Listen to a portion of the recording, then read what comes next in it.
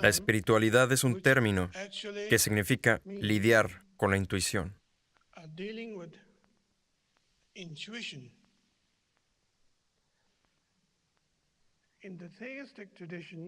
En la tradición teísta existe una noción de aferrarse a la palabra.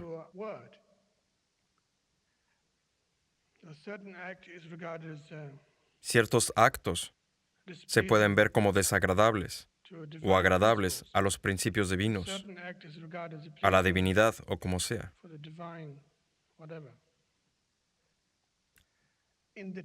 La tradición laica, por su parte, es muy directa y no asigna tanta importancia a los hechos históricos. Lo que importa es el aquí y ahora. El tratar de experimentar lo que está a la mano, en el acto.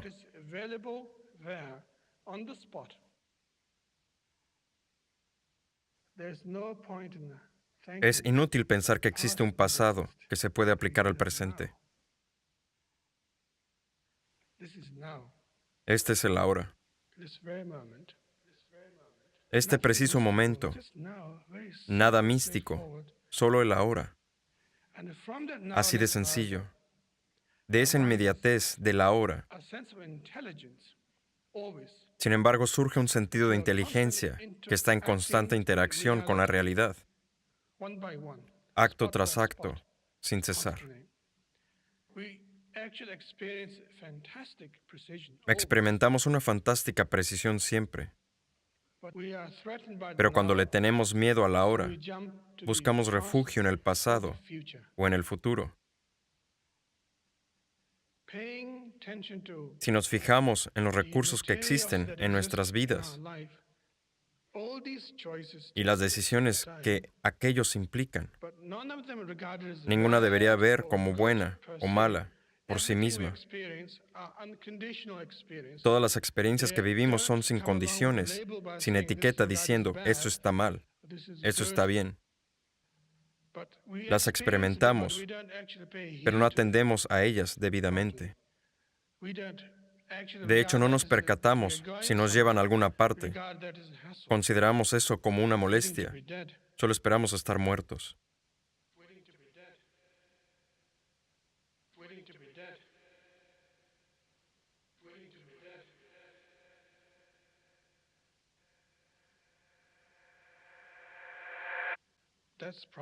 Y aquí está el problema.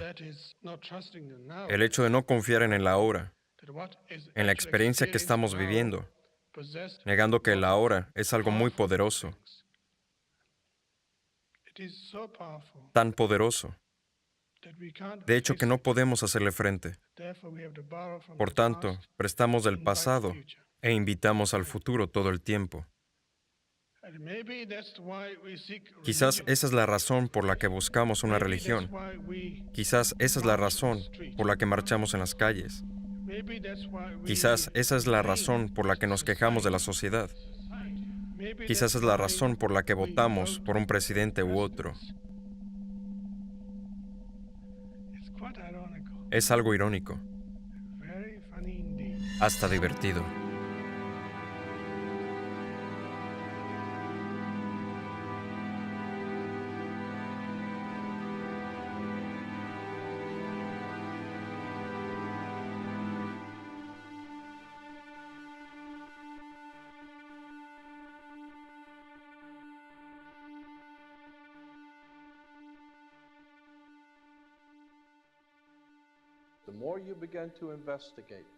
Cuanto más investigas lo que creemos entender, de dónde venimos, lo que hacemos, tanto más te das cuenta de que nos han mentido.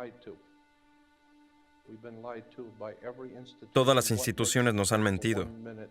¿Qué te hace pensar que la institución religiosa es la única que nunca lo hizo? Las instituciones religiosas están involucradas en esta mentira más que nadie. Y fueron puestas ahí por la misma gente que nos dio el gobierno. La educación corrupta, los carteles de bancos internacionales.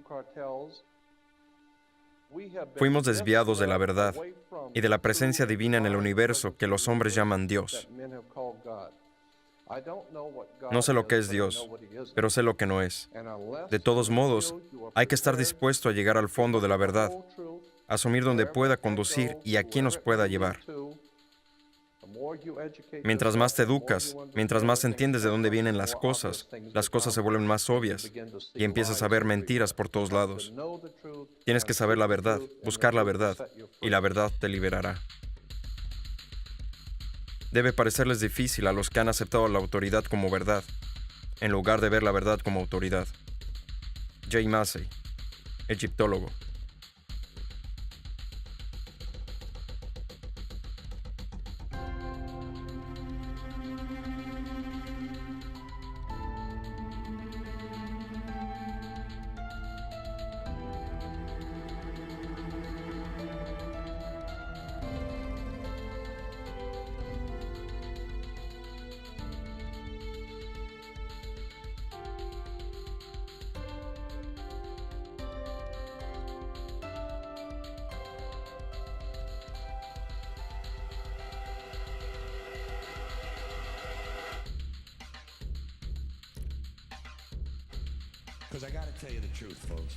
Les voy a ser sincero. Les voy a decir cómo están las cosas. Cuando se trata de bobadas, y me refiero a tonterías en mayúscula, hay que quitarse el sombrero ante el campeón de las promesas falsas y afirmaciones exageradas: la religión. Pensemos en eso un momento. La religión ha convencido a la gente que hay un hombre invisible en el cielo que ve todo lo que haces, cada minuto de cada día. Y este hombre invisible tiene una lista especial de 10 cosas que no quiere que hagas. Y si haces alguna de esas 10 cosas, él tiene un lugar especial para ti, lleno de fuegos, humos, torturas y angustia, donde te va a mandar a vivir para que estés llorando y gritando hasta el fin del tiempo.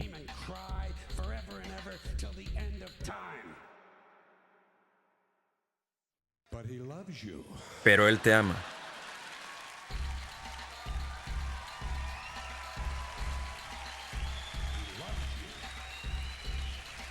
Te ama y necesita tu dinero. Siempre necesita dinero. Es todopoderoso, perfecto, lo sabe todo. Pero de alguna manera se le da mal gestionar dinero.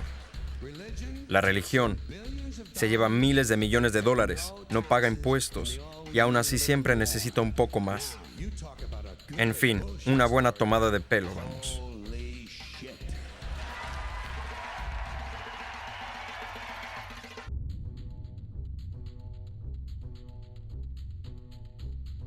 Parte 1. La mejor historia jamás contada.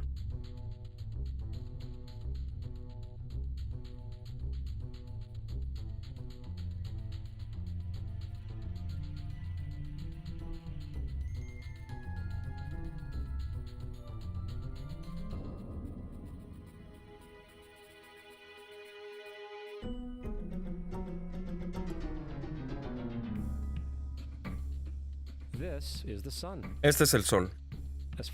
Desde hace unos 10,000 años antes de Cristo, la historia abunda de grabados y escrituras expresando el respeto y la adoración de los pueblos por este objeto. Y es fácil de entender por qué, ya que el Sol sale todas las mañanas, trayendo consigo visión, el calor, la seguridad, salvando al hombre del frío y de la ciega oscuridad, llena de predadores nocturnos. Los pueblos antiguos entendían que sin el sol no hay ni cosechas ni la vida en el planeta como tal. Esta conciencia hizo del Sol el objeto más venerado de todos los tiempos, seguido por las estrellas. A través de la trayectoria de las estrellas, los antiguos reconocían y anticipaban a largo plazo eventos tales como los eclipses o las lunas llenas. A su tiempo catalogaron a grupos celestiales en lo que hoy conocemos como constelaciones. Esa es la cruz del zodiaco, una de las imágenes conceptuales más antiguas de la historia de la humanidad. La cruz sigue de una manera figurativa el paso del Sol a través de las 12 constelaciones a lo largo del año, pero también refleja los 12 meses, las 4 estaciones y los solsticios y equinoccios. El término zodiaco se relaciona con el hecho de que las constelaciones suelen ser antropomorfizadas o personificadas como figuras o animales. En otras palabras, las primeras civilizaciones no solo seguían al Sol y las estrellas, sino también los personificaban a través de mitos elaborados, incluyendo sus movimientos y relaciones. El Sol, con sus cualidades de dar y nutrir la vida, fue personificado como un representante del Creador no visto, el Sol de Dios, la luz del mundo o el Salvador de la humanidad, de la misma manera que las 12 constelaciones correspondían a los lugares del viaje solar, siendo identificadas con nombres casi siempre haciendo referencia a los elementos de la naturaleza que se sucedían en el tiempo, tales como Acuario, el que trae las lluvias de la primavera.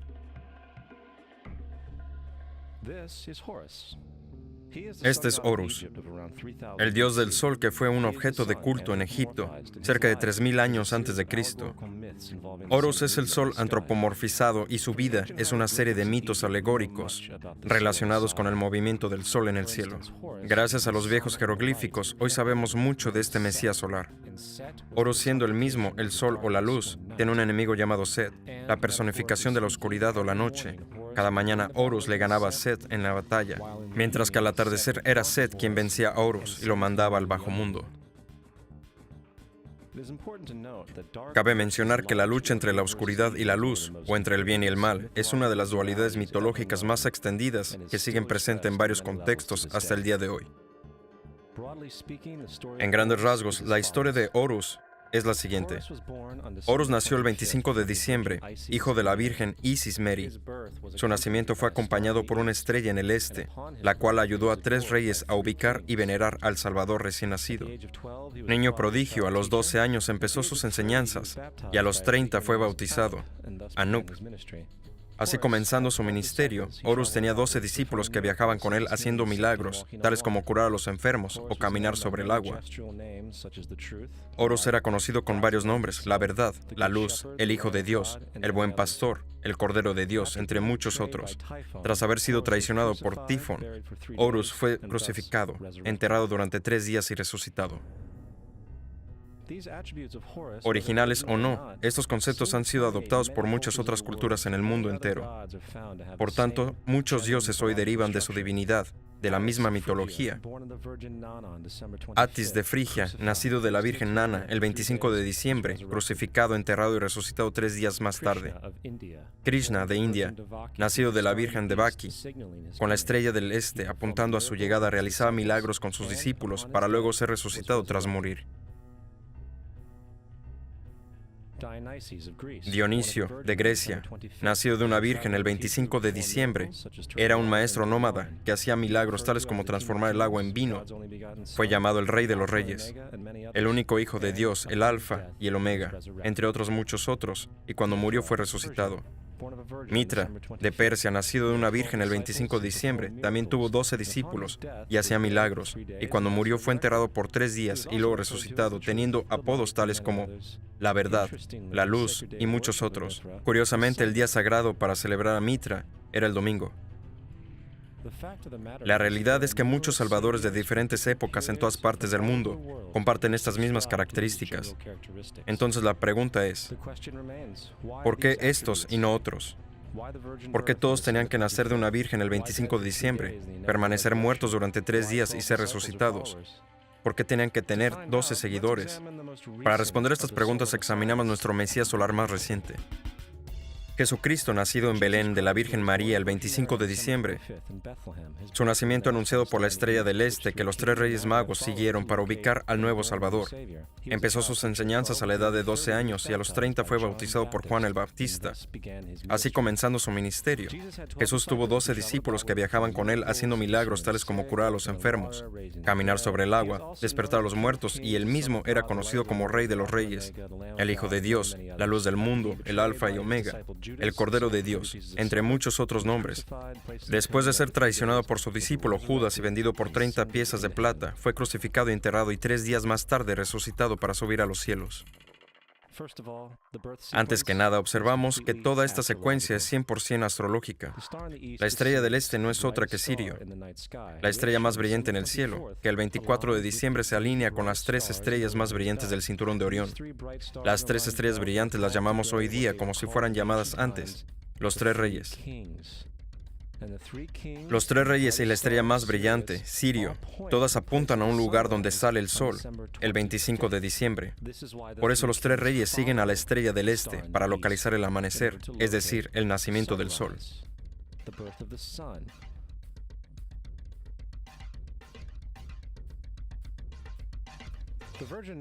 La Virgen María es la constelación de Virgo, lo que significa virgen en el latín. Virgo también se refiere a la casa del pan. Por lo tanto, la representación de Virgo es una virgen sosteniendo un puñado de trigo.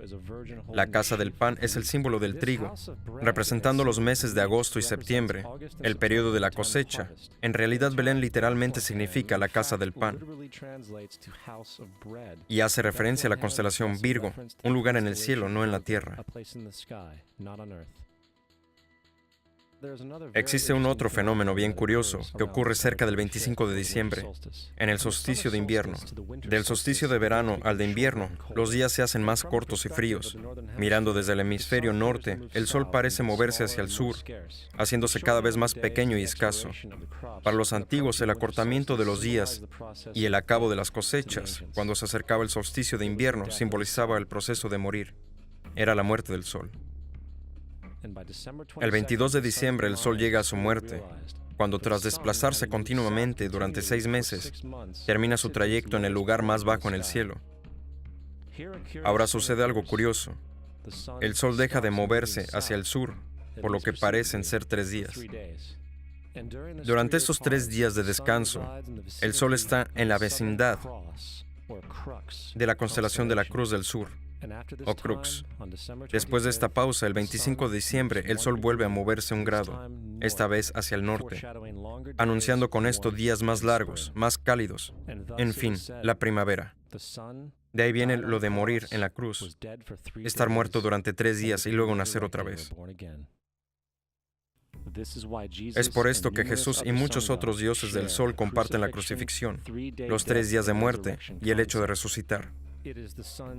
Es el trayecto del sol mismo antes de tomar el rumbo hacia el hemisferio norte para traer la primavera y por tanto la salvación.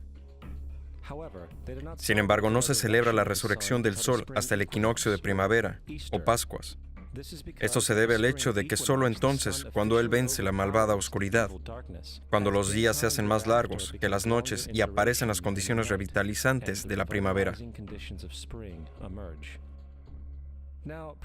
Ahora, el más obvio de todos los símbolos astrológicos acerca de Jesús son los 12 apóstoles, pues son simplemente 12 constelaciones del zodiaco, a través de las cuales viaja Jesús, es decir, el sol. De hecho, el número 12 aparece muchas veces a lo largo de la Biblia.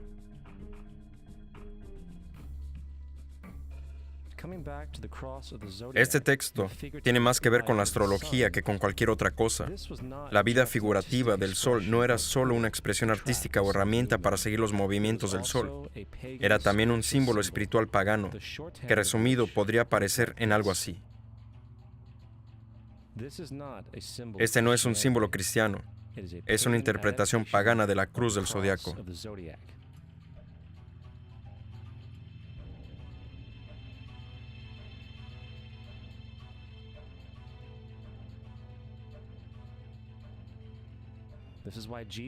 Es por eso que Jesús en las primeras artes secretas se mostraba con la cabeza sobre la cruz, debido a que Jesús es el sol de Dios, la luz del mundo, el Salvador levantado, el que vendrá nuevamente, como lo hace cada mañana, la gloria de Dios, que defiende al mundo de la oscuridad, el que renace cada mañana y puede verse viniendo entre las nubes, alto en el cielo, con su corona de espinas o rayos solares. With his crown of thorns or sun rays.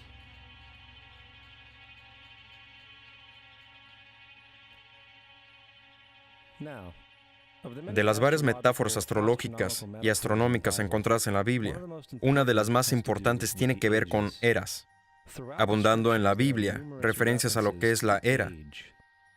Para entender esto, nos hace falta saber un poco sobre el fenómeno llamado precesión de los equinoccios. Los antiguos egipcios, así como culturas anteriores a ellos, reconocían que aproximadamente cada 2150 años, el amanecer en la mañana del equinoccio de primavera ocurre en un signo diferente del zodiaco.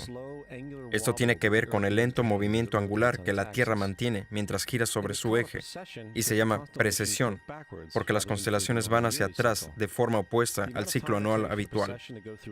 El tiempo que tarda la precesión en pasar por los 12 signos es aproximadamente de 25.765 años. A esto se le llama el Gran Año, un fenómeno del cual las sociedades antiguas eran muy conscientes, llamando al periodo de 2150 años una era. De 4300 a.C. a 2150 a.C. fue la era de Tauro, el toro. De 2150 a.C. al primero fue la era de Aries, el carnero. Y del primero después de Cristo al 2150 después de Cristo es la era de Piscis, en la que estamos hoy. Cerca del año 2150 entraremos en una nueva era, la de Acuario.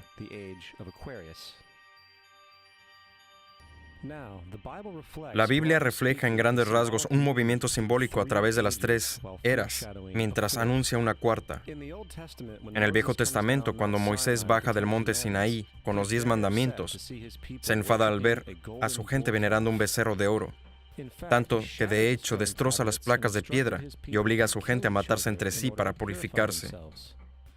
La mayoría de los especialistas bíblicos atribuyen esta ira al hecho de que los israelitas están dando culto a un ídolo falso, pero en realidad el becerro de oro es Tauro, mientras que Moisés representa la era de Aries. Es por eso que los judíos hasta hoy en día suenan el shofar. Moisés representa la nueva era, en la cual todos deben cortar los lazos con la era que le precede. Otros dioses como Mitra, una divinidad precristiana que mata al toro, también marca estas transiciones del mismo modo. Jesús es la figura que acompaña a la era de Aries hacia la era de Piscis, o sea, de los dos peces. El simbolismo del pez abunda en el Nuevo Testamento, donde Jesús alimenta a 5,000 personas con pan y 2 peces.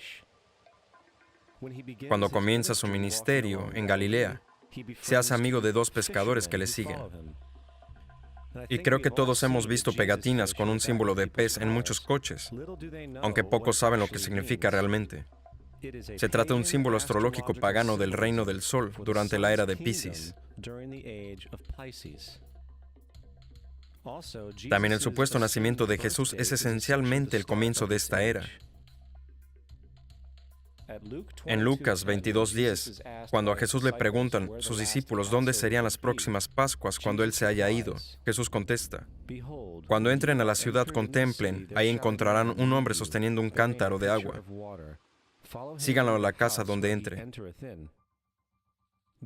Este escrito es uno de los más reveladores de todas las referencias astrológicas en la Biblia. El hombre llevando el cántaro de agua es Acuario, el aguador, representado siempre como un hombre echando agua desde un cántaro, ya que simboliza la era que sigue a Piscis. Y cuando el sol de Dios, deje la era de Piscis, Jesús irá a casa de Acuario, ya que Acuario sigue a Piscis en la precesión de los equinoccios. Todo lo que Jesús está diciendo es que tras la era de Piscis vendrá la era de Acuario.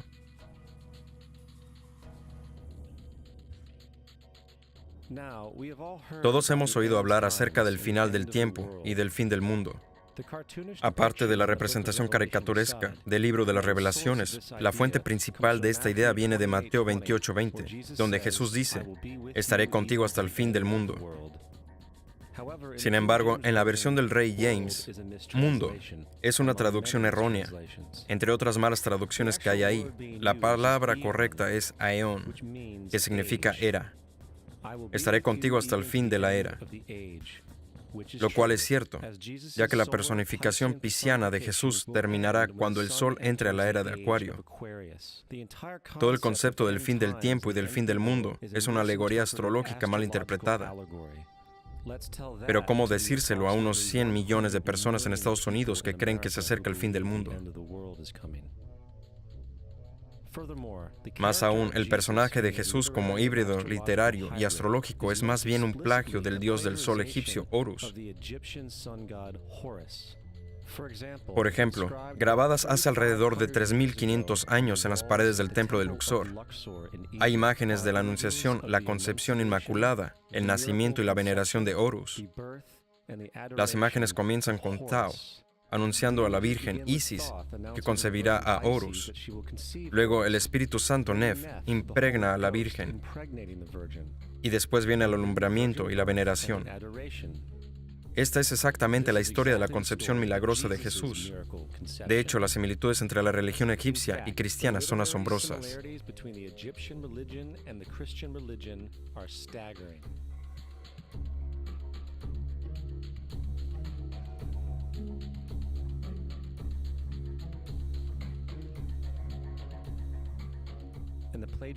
Y el plagio no termina ahí. La historia de Noé y el arca de Noé están copiadas textualmente de la tradición egipcia. El concepto de la gran inundación es algo muy presente en el mundo antiguo, con más de 200 declaraciones diferentes citadas en distintos periodos. Basta con citar la época de Gilgamesh, con sus escritos de 2600 años antes de Cristo.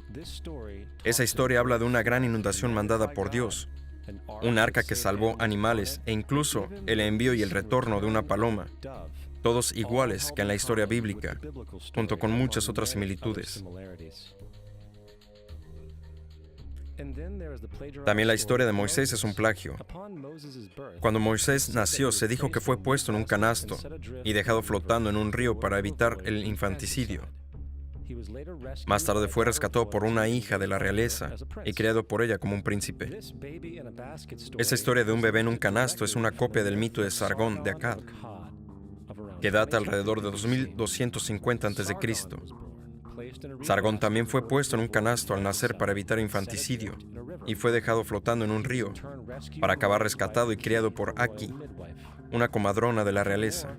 Aún más, Moisés es conocido como el quien da leyes, ya que fue él quien trajo los 10 mandamientos. Sin embargo, la idea de una ley pasada de Dios a un profeta en una montaña es también un tópico en la historia de los mitos. En India, Manu era el que daba las leyes. En Creta, Minos ascendió al monte Dicta, donde Zeus le dio las leyes sagradas, mientras que en Egipto hubo Mises, que llevó las placas de piedra donde describieron las leyes divinas. Manu, Minos, Mises, Moisés.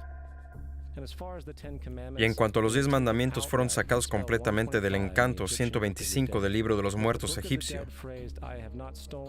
Lo que en el libro de los muertos era no he robado se convirtió en no robarás, no he matado en no matarás, no he mentido en no levantarás falso testimonio, y así sucesivamente.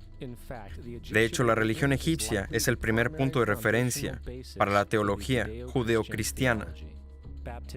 El bautismo, la vida después de la muerte, el juicio final, el nacimiento por virgen y la resurrección, la crucifixión, el arca de la alianza, la circuncisión, los salvadores, la sagrada comunión, el diluvio, la Pascua cristiana, la Navidad, la Pascua judía y muchas más, todos vienen de ideas egipcias creadas mucho antes que el cristianismo y el judaísmo. Justino Mártir, uno de los primeros historiadores y defensores cristianos, escribió: cuando decimos que Jesucristo, nuestro Maestro, fue concebido sin unión sexual, fue crucificado, murió y volvió a la vida para ascender al cielo, no proponemos nada distinto de lo que estiman los hijos de Dios de Júpiter. En otro escrito, Justino Mártir dice: Él nació de una virgen. Acepta esto junto con todo lo que crees del Dios Perseo. Es obvio que Justino y otros cristianos antiguos sabían cuán similar era la cristianidad respecto a las religiones paganas. Sin embargo, Justino tuvo una solución. Según él, lo hizo el diablo. El diablo tuvo la previsión de venir antes de Cristo y crear estas características en el mundo pagano.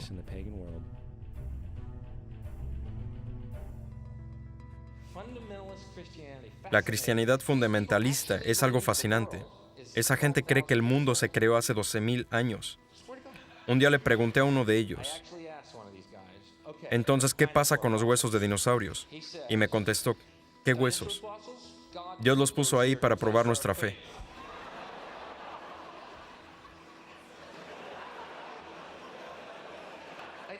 Creo que Dios te puso a ti aquí para probar mi fe, amigo.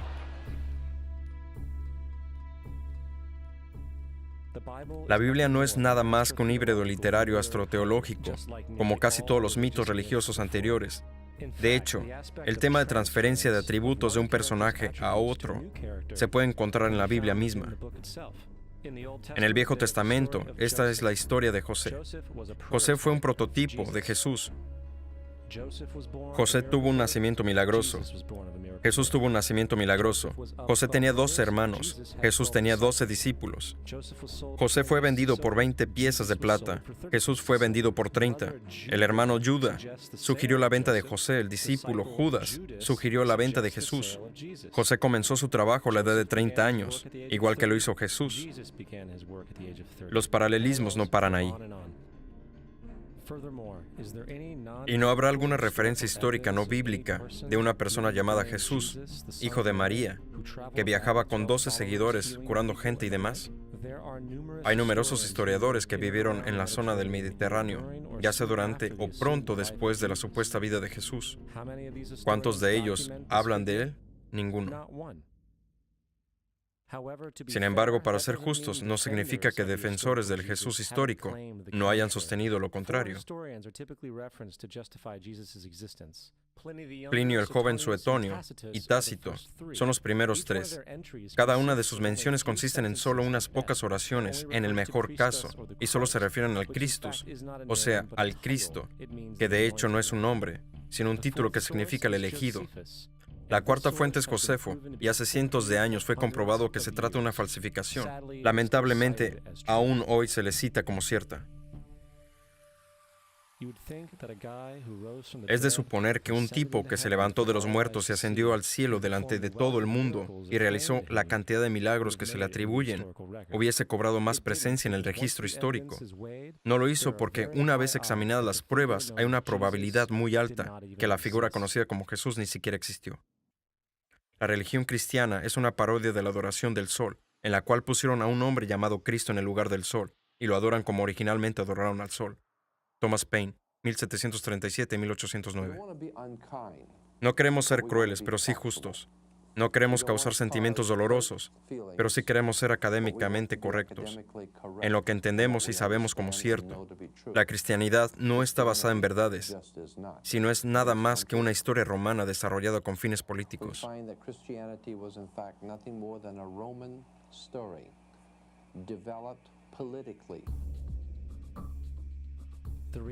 La realidad es que Jesús fue una deidad solar de la secta cristiana gnóstica, y como todos los otros dioses paganos es una figura mítica.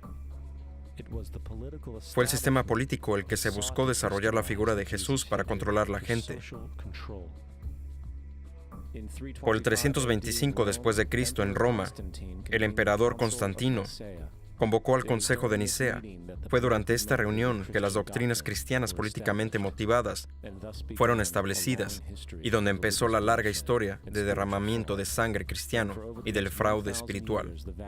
Durante los siguientes 1600 años, el Vaticano mantuvo un control político sobre toda Europa, conduciéndola a periodos tan tristes como la Edad Oscura o episodios tan vergonzosos como las Cruzadas o la Inquisición.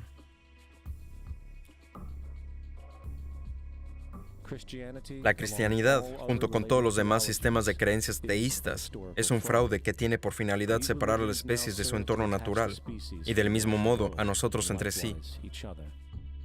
Apoyando la ciega sumisión a la autoridad, reduce la responsabilidad humana al hecho de que Dios lo controla todo, pudiendo así justificar crímenes horribles en nombre de la búsqueda divina. Peor aún, otorga más poder a los que conocen la verdad, pero utilizan el mito con el fin de manipular y controlar a las sociedades. El mito religioso es el mecanismo más poderoso jamás creado y sirve como terreno psicológico donde pueden prosperar otros mitos.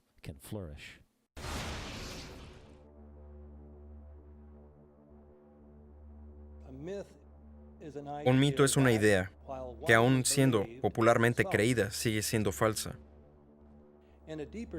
En su sentido más profundo, es decir, religioso, el mito sirve como una historia que orienta y conmueve a la gente. El foco del mito no es la relación de la historia con la realidad, sino con la función. Una historia no puede funcionar a menos que sea creída por la comunidad o la nación. No es tema de debate que algunos tengan el mal gusto de cuestionar la veracidad de la historia sagrada. Los guardianes de la fe no entran en debate con ellos. Ellos ignoran o denuncian como blasfemo al que la cuestione. Es erróneo, blasfemo y pecaminoso que usted sugiera, insinúe o ayude a otros a llegar a la conclusión de que el gobierno de los Estados Unidos haya matado a 3,000 de sus propios ciudadanos. Parte 2. El mundo entero es un escenario.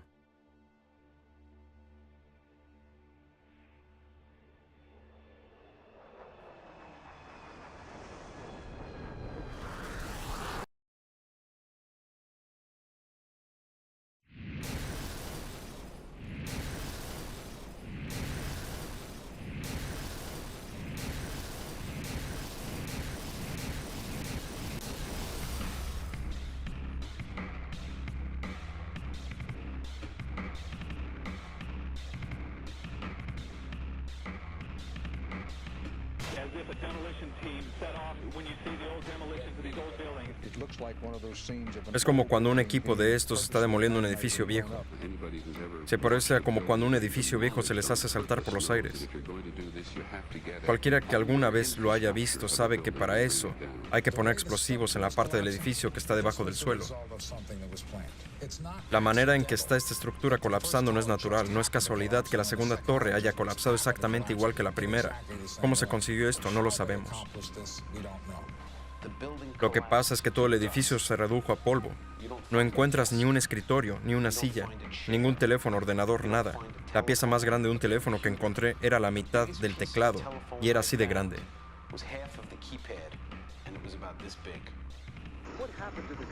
¿Qué pasó con el hormigón? Fue pulverizado. De río a río, este polvo, 2 o 3 pulgadas de ancho, el hormigón simplemente desapareció. Parecido a lo que todos hemos visto varias veces en la tele, cuando un edificio es demolido con explosivos puestos cuidadosamente para derrumbarlo. Es como si tuvieran detonadores para derrumbar el edificio y hacer boom. Escuché una segunda explosión. Era muy fuerte. Hubo una segunda explosión y luego él colapsó. Para mí era como una explosión, como disparos y de repente 3 explosiones tremendas. Escuchamos una gran explosión y entonces la parte superior del edificio explotó tal cual. Vimos una explosión. La fuerza nos hizo bajar hasta el 8º piso. Cuando llegamos al lobby, hubo una gran explosión. El lobby lucía como si una bomba hubiese explotado ahí. Enorme explosión, una lluvia de escombros, una tremenda explosión, que todos escuchamos y sentimos. Acabamos de ser testigos de algún tipo de explosión. Mucho ruido, una ráfaga explosiva. Una explosión secundaria en la Torre 1. Un otro tipo de bomba explotando. Se supone que había explosivos colocados dentro de los edificios. El mito del 11 de septiembre. 19 secuestradores dirigidos por Osama Bin Laden tomaron 4 jets comerciales con navajas y evadiendo el sistema de defensa aéreo, NORAD, alcanzaron el 75% de sus objetivos. Luego las torres 1, 2 y 7 del World Trade Center colapsaron en forma de panqueque debido a una falla estructural causada por el fuego. Asimismo, el avión que alcanzó el Pentágono se vaporizó en el acto, al igual que el avión que se estrelló en Shanksville. La comisión del 11 de septiembre descubrió que no hubo advertencias por este acto terrorista, mientras que múltiples fallas gubernamentales obstaculizaron una defensa adecuada. No hubo advertencias.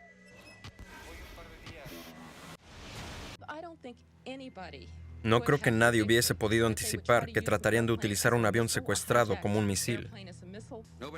Nadie en nuestro gobierno, al menos, no creo que en el gobierno anterior hubiera podido prever que volarían aviones contra edificios. No hubo amenazas, operaciones domésticas apuntando a lo que sucedió, o sea, las ciudades, las aerolíneas, etc. No hubo signos de advertencias que yo sepa. Como informa USA Today, en los 2 años anteriores de los ataques de 11 de septiembre, NORAD mantuvo ejercicios usando aviones secuestrados como armas, cuyo objetivo era el World Trade Center. Portada del Manual de Respuesta de FEMA, 1997. Operación Mascal, octubre 2000, simulación de un avión estrellándose en el Pentágono. En documentos confidenciales de las Filipinas, obtenidos por CNN, el plan era claro. Él abordaría algún avión comercial americano, controlaría la cabina y lo estrellaría en las oficinas principales de la CIA. Otros edificios que fueron objetivos, el Pentágono y el World Trade Center. La Administración Federal de Aviación recibió 52 advertencias sobre Al-Qaeda en los 6 meses previos al 11 de septiembre, y por lo visto no hizo caso de ninguna de ellas. Según los informes, el Pentágono no quiere que el público escuche el testimonio del Senado de la próxima semana sobre la antigua unidad secreta de inteligencia conocida como Able Danger. Identificó a Mohammed Atta y otros 3 terroristas del 11 de septiembre como miembros de una célula de Al-Qaeda en Brooklyn, Nueva York, más de un año antes de los ataques. Encontramos 2 de las 3 células que llevaron a cabo los ataques del 11 de septiembre. Al teniente coronel Tony Shaffer, quien fue el primer miembro de Able Danger en hacerse público, le llegó una carta de la Agencia de Inteligencia de la Defensa diciendo que no puede hablar con miembros del Congreso o su personal sin aprobación previa. Es un intento de evitar que los ciudadanos sepan cómo podríamos haber evitado el 11 de septiembre, y eso es lo que está encubriendo ahora. La seguridad y el contraterrorismo estaban subrayadas en rojo en palabras de George Tenet, y las advertencias de un ataque inminente eran tan severas que algo dramático debería haberse hecho. Era sin igual. En cambio, el presidente se tomó un mes de vacaciones.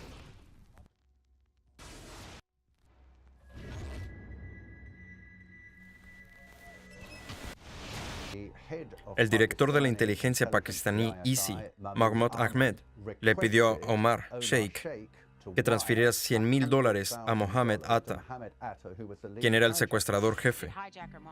El secuestrador Mohammed Atta recibió transferencias vía Pakistán. Se cree que el hombre que le mandó el dinero a Atta fue Ahmed Omar Said Sheikh. Omar Sheikh admitió haber estado respaldado por los servicios de inteligencia pakistaní, el ISI. Nunca se investigó al general Ahmed porque ordenó el envío de $100,000 a Mohammed Atta. La mañana del 11 de septiembre, oficiales del gobierno estaban desayunando con el general Ahmed en Washington. La comisión del 11 de septiembre consideró el financiamiento de los ataques como de poco significado práctico en su informe oficial. Por muy difícil que sea de creer, 2 de los presuntos terroristas involucrados en lo que sucedió el martes pasado pudieron haber sido formados en escuelas administradas por el ejército estadounidense. Las pruebas fueron también aparentemente colocadas. El pasaporte de uno de los secuestradores del vuelo fue supuestamente encontrado entre los escombros. Increíblemente, el pasaporte del secuestrador fue encontrado en una de las manzanas del World Trade Center. Los secuestradores del 11 de septiembre están vivos y en salud, según el jefe del Partido Democrático japonés, quien dice que el 11 de septiembre es un engaño. Varios de estos 19 hombres siguen vivos hasta el día de hoy. No podía creer cuando el FBI me puso en su lista. Dieron mi nombre y mi fecha de nacimiento, pero yo no soy ningún suicida. Estoy aquí, estoy vivo. No tengo idea de cómo volar un avión. The Telegraph. Al menos 7 de los secuestradores están aún vivos. El FBI, hasta el día de hoy, no ha corregido su lista. Se informa que al menos 5 secuestradores están vinculados a las instituciones militares de Estados Unidos.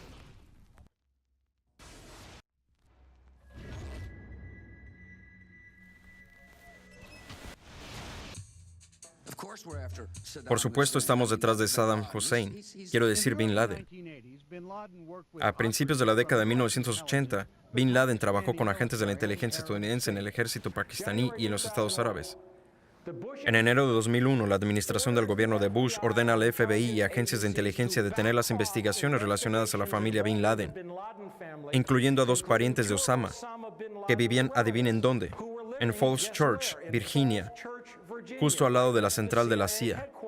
Cuando ya era el hombre más buscado de América, según se dice, estuvo 2 semanas ingresado en un hospital estadounidense en Dubái, donde le atendió un médico estadounidense y le hizo visita un agente local de la CIA. No hemos visto ninguna prueba que conecte a Osama Bin Laden directamente con las fases de planeamiento del 11 de septiembre. Este fracaso en la provisión de pruebas luego se consideró innecesario, porque Bin Laden, en un video supuestamente encontrado en Afganistán, admitió su responsabilidad por los ataques. He examinado cuidadosamente la traducción del Pentágono y la veo muy problemática. En los lugares más importantes donde se lleva a cabo la prueba de la culpabilidad de Bin Laden, el texto no coincide con la versión árabe. Dr. Abdel El M. Husseini. Parece que los traductores estadounidenses que escucharon las cintas y transcribieron incluyeron muchas cosas que ellos querían oír, pero que no están en la cinta por muchas veces que uno la escuche. Gernot Rotter. En 1976, el hermano mayor de Osama, Salim Bin Laden, contrató un hombre en Texas con el nombre de Jim Bath para manejar todas las inversiones en los Estados Unidos de la familia Bin Laden. Jim Bath también resulta ser casi un viejo amigo y antiguo piloto de la Guardia Nacional con George W. Bush. Las conexiones entre los Bush y los Bin Laden se vuelven mucho más claras cuando George H. W. Bush hizo viajes a Arabia Saudita en 1998 y 2000 para encontrarse con la familia Bin Laden, representando a la compañía del grupo Carlyle. En la mañana del 11 de septiembre, el grupo Carlyle tuvo una reunión en Washington que contaba con la presencia del hermano mayor de Osama, Shafiq Bin Laden. El grupo Carlyle tiene lazos con uno de los contratistas de defensa más grandes del mundo, que continúa amasando ganancias debido a la guerra contra el terrorismo, post-11 de septiembre y las guerras en Afganistán e Irak.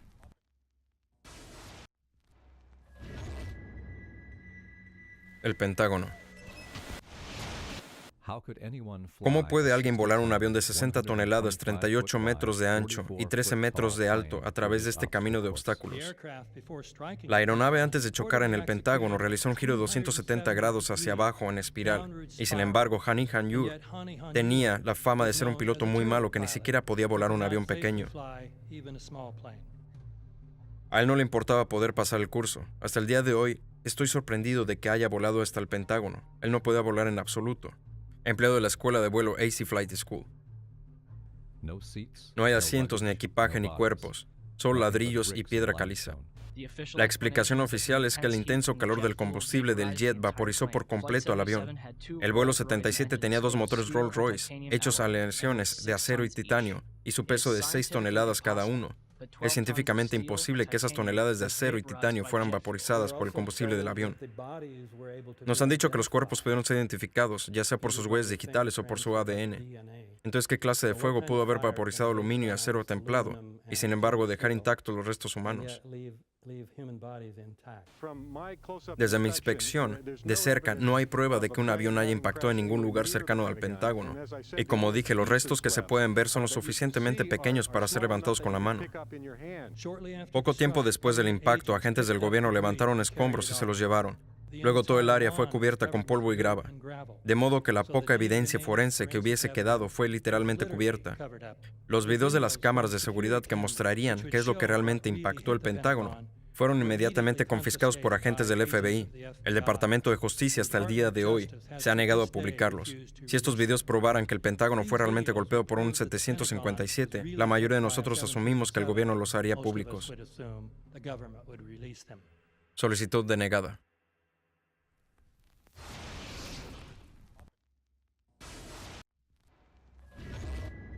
Shanksville. Es como si no hubiese nada ahí, excepto un agujero en el suelo. Correcto, lo único que se veía era un pozo humeante y algunos árboles rotos. Se puede ver gente trabajando, caminando alrededor del área, pero por lo que pudimos ver, no ha quedado mucho. ¿Alguna pieza del avión? No había nada que pudiera probar que un avión se estrelló ahí. Avión accidentado en Nigeria. Vuelo 93 estrelló en Shanksville.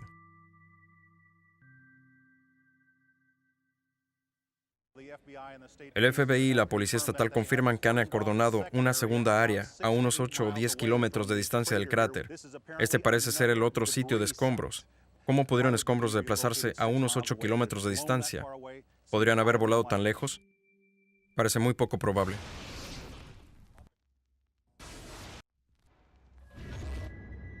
World Trade Center, Torres 1, 2 y 7. Conforme con la teoría de panqueques, el fuego, aunque no derritió el acero, lo calentó suficiente para causar que los pisos debilitados por los choques de los aviones se soltaran de las columnas de acero, lo que causó una reacción en cadena. Lo que esperarías ver con esa teoría, que es la teoría oficial, sería una montaña de pisos apilados unos encima de otros, y en el medio un grupo de columnas del núcleo todavía de pie. El núcleo de cada una de las torres consistía en 47 gruesas columnas de acero. Si los pisos se hubieran soltado de ellas, las columnas todavía estarían de pie hacia un cielo de 300 metros. Los aviones no cortaron todas las columnas centrales. Diseñamos los edificios para soportar el impacto de un Boeing 707 chocando el edificio en cualquier sitio. El edificio probablemente podría resistir múltiples impactos de avión de línea. Que el avión voló directo dentro de los edificios. Entonces usted dice que los edificios fueron diseñados para resistir un choque como ese y todavía permanecer de pie. Sí, Aaron Swirsky, arquitecto de los edificios de World Trade Center. Si se soltara una bola de billar desde la cima del World Trade Center a 110 pisos, tardaría de 8 a 10 segundos en llegar al suelo, si no encontrara absolutamente ninguna resistencia. Las Torres Gemelas cayeron a una velocidad muy cercana a la de caída libre. 200,000 toneladas de acero se deshicieron y explotaron hacia afuera en un radio de 150 metros. Esto significa que los pisos se destruyeron con una tasa promedio de alrededor de 10 pisos por segundo. No existe un argumento que explique el efecto panqueque, donde edificio se derrumba puede alcanzar una velocidad de caída libre. ¿Qué puede causar eso? ¿Qué puede mover esa masa fuera del camino? Explosivos.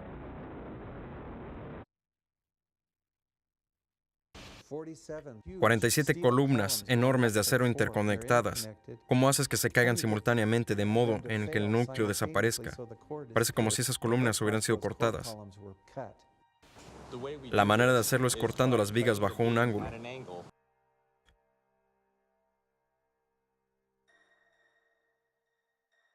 Columnas de núcleo después del colapso. Fíjense en la forma del corte y el metal derretido.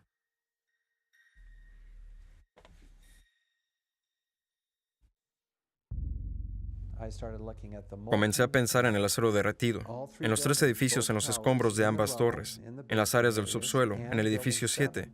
Están esas piletas de metal derretido. Durante más de 6 semanas después del colapso se reportaban temperaturas de más de 1100 grados centígrados en los escombros. Eso es 260 grados centígrados más caliente que lo que el combustible jet puede arder.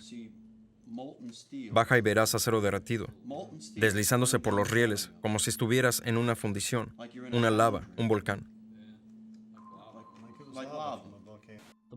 El acero derretido fue encontrado 3, 4 y 5 semanas después, cuando los escombros estaban siendo quitados. Dijo que también fue encontrado acero derretido en el World Trade Center 7. Entonces busco en los informes oficiales. ¿Qué dicen sobre acero derretido? No dicen nada. Pero si esto es una prueba muy importante, ¿de dónde vino?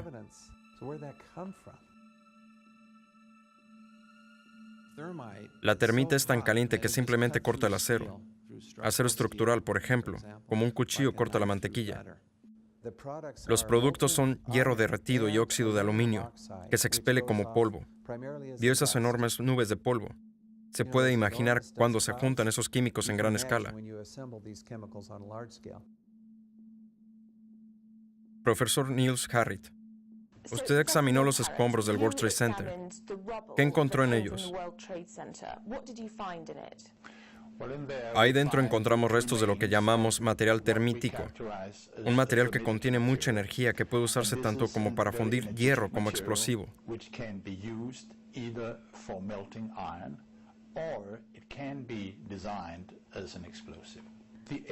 La evidencia de una demolición controlada es abrumadora. Le dije que la reacción de la termita produce hierro fundido, y hierro fundido estaba en los charcos, en los escombros. Y el caso es que la termita siguió reaccionando. Este era un brebaje de las burbujas de química térmica. Piletas de metal derretido bajo ambas torres, luego de su colapso, y bajo el edificio 7. Pero el edificio 7 ni siquiera fue golpeado por un avión. Parte del problema es que la gente no conoce mucho sobre el edificio 7, debido al extraordinario secreto que rodeó su colapso. Este es un rascacielos de 47 pisos. El edificio cayó a las 17:25.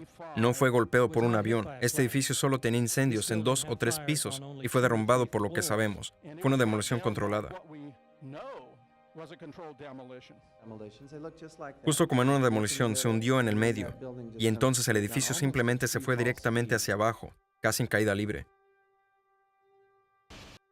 En 2005, el Instituto Nacional de Estándares y Tecnología publicó su informe sobre las torres 1 y 2 del World Trade Center. El informe de 10,000 páginas no hace ninguna referencia al colapso que tuvo lugar. En 2008, el Instituto Nacional de Estándares y Tecnología publicó su informe sobre la torre 7 del World Trade Center. No se analizó ni una pieza de acero para verificar la hipótesis de demolición controlada. En lugar de esto, se diseñó un modelo informático con una predisposición que era un colapso inducido por el fuego. Los parámetros utilizados no se han publicado. Si bien se admite que hubo un periodo de caída libre durante 2.25 segundos, 8 pisos, no se proporciona ninguna explicación de cómo es posible ya que la teoría del colapso progresivo se basa en colisiones sistemáticas y fallas desencadenadas. La ley de conservación del momento no permite un movimiento progresivo a través de la resistencia a la velocidad de caída libre.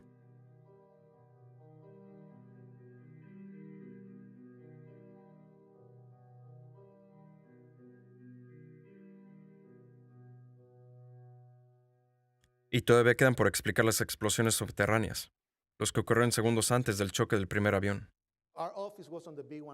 Nuestra oficina estaba en el nivel B1. Estaba hablando con el supervisor a las 8:46, cuando de repente escuchamos boom, una explosión tan fuerte que nos levantó, y vino desde el sótano, entre los niveles B2 y B3. Y cuando fui a verbalizarlo, escuchamos boom, el impacto del avión de arriba.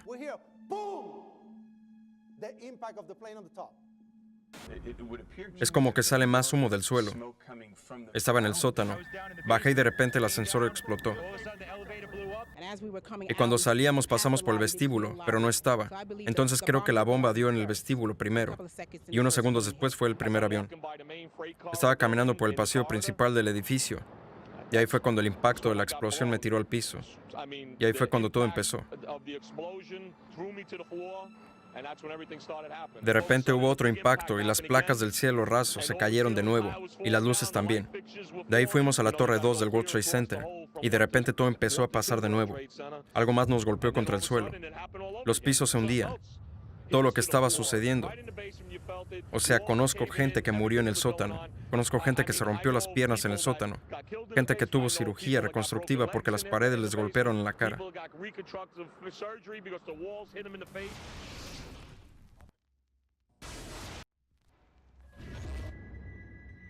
NORAD, Sistema de Defensa Aéreo de Estados Unidos. De acuerdo con los procedimientos operacionales, si un controlador de vuelo de FAA nota algo que sugiera un posible secuestro, el controlador contactaría a sus superiores. Si el problema no se soluciona aproximadamente en un minuto, los superiores llamarían a NORAD para que manden jets de combate para que averigüen qué sucede. NORAD llama a la base de la Fuerza Aérea más cercana que tenga jets en alerta. Generalmente las intercepciones se hacen dentro de los 10 minutos. Pero en este caso, más de 80 minutos pasaron antes de que los jets despegaran. Es una anomalía increíble. Ni un avión de la Fuerza Aérea movió una rueda hasta que fue muy tarde. No hay ni un jet. ¿Y si hubieran estado tan confundidos a propósito, que no pudieran responder? La razón por la que no sabían dónde ir fue que una cantidad de solapados y conflictivos ejercicios de juego de guerra estaban desarrollándose. Incluían la aparición de puntos falsos en las pantallas de los radares del sector noroeste de defensa aérea. Hola, Boston Center, TMU, tenemos un problema. Tenemos una aeronave secuestrada que va a New York. Necesitamos que nos mandéis algunos F-16 o algo que nos echen una mano. NORAD, ¿eso va de verdad o es un ejercicio? Había otro ejercicio guerrero vigilante, que era de hecho, según una fuente de NORAD, un secuestro a un vuelo en el mismo momento, con solo 8 aviones caza disponibles, que además tenían que ser enviados en pares. Estaban tratando con 22 posibles secuestros el día 11 de septiembre, y no podían separar los ejercicios de los verdaderos secuestros. En 2000, NORAD logró interceptar en 67 ocasiones con 100% de efectividad. El 11 de septiembre fallaron 4 veces en un día. En al menos uno de los ejercicios llevados a cabo esa mañana, un escenario incluía aviones estrellándose contra edificios.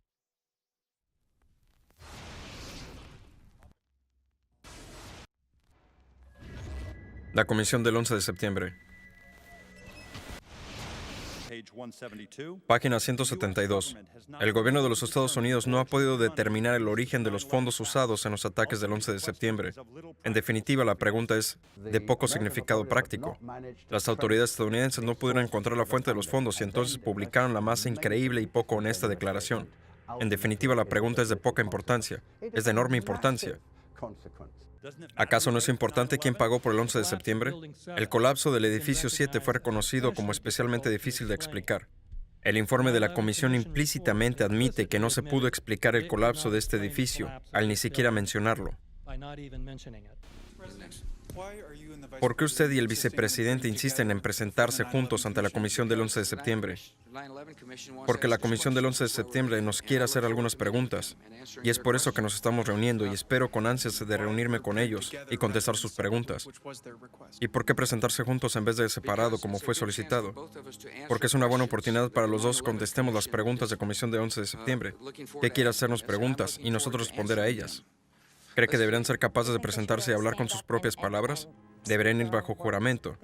Sí, públicamente. Cuando Bush y Cheney aparecieron ante la comisión del 11 de septiembre, sus condiciones eran las siguientes. Aparecerían juntos, no estarían bajo juramento, no serían permitidos ni la prensa ni miembros de familiares fallecidos, no se permitirían grabaciones de ningún tipo, no se permitirían transcripciones. ¿No cree que los familiares tienen derecho a tener la transcripción o preguntaste lo mismo ayer, tengo la misma respuesta? El informe final fue unánime, lo que quiere decir que si un miembro de la comisión tuvo alguna objeción sobre cualquier cosa, ese hecho no entraría en el informe. Descubrimos que él no solo sirvió en el equipo de transición de la administración Bush, sino que fue la persona que escribió el borrador del memorándum para la organización del Consejo de Seguridad Nacional de la administración Bush. Él fue quien escribió la estrategia de preataque, que fue eventualmente usada para la guerra de Irak. También es amigo personal de Condoleezza Rice. Queremos que renuncie. Literalmente no hay nada en el informe del 11 de septiembre que la administración Bush no haya aprobado.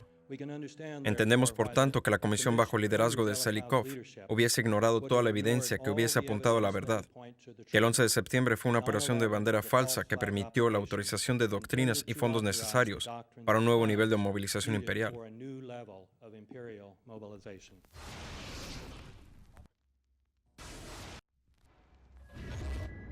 Terrorismo. Terrorismo. Uso sistemático del terror que se manifiesta con violencia o intimidación para generar miedo. Armados con armas químicas, biológicas, nucleares, fanáticos, asesinos, terroristas, 11 de septiembre, asesinos 11 de septiembre, terroristas, Al-Qaeda, armas nucleares, terroristas, el 11 de septiembre.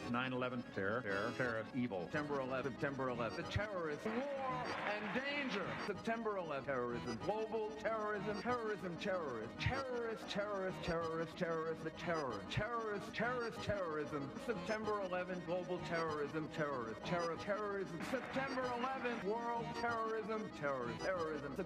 11, global terrorism. September the 11th, terror. Weapons of mass destruction. September the 11th, terrorists. The evil terrorists, no.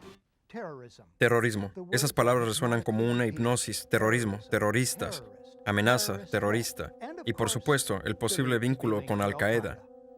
Pero es esta guerra contra el terrorismo el foco ineludible de nuestra existencia. Un día nuestros nietos mirarán hacia atrás nuestros tiempos y preguntarán cómo se ganó la guerra contra el terrorismo. Toda la élite gobernante ve al terrorismo como el medio preferido. De hecho, el único garante de la cohesión social, otorgando una imagen enemiga para que la sociedad se mantenga unida. De acuerdo con la teoría neoconservadora de Carl Schmitt, se debe tener una imagen enemiga para tener una sociedad. Y eso es algo muy peligroso, porque ahora significa que el orden social entero, los partidos políticos, la vida intelectual y la vida en general están basados en un mito monstruoso.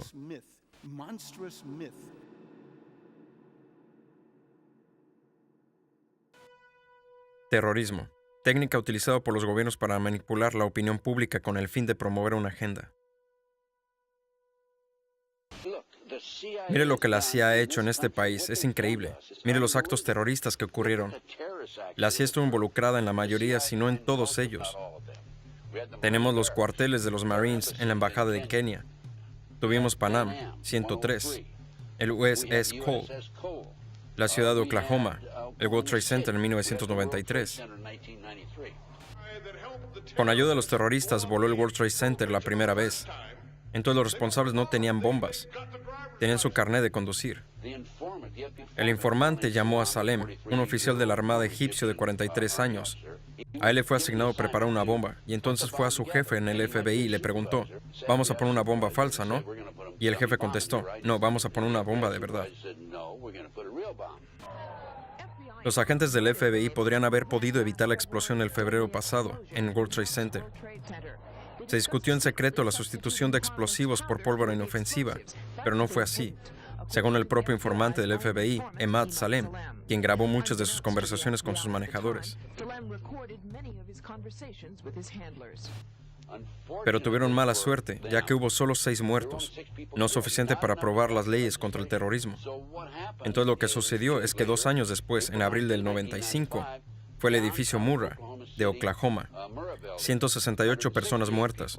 Un año después, las leyes antiterrorismo fueron aprobadas, las cuales eliminan muchos de nuestros derechos constitucionales y libertades civiles.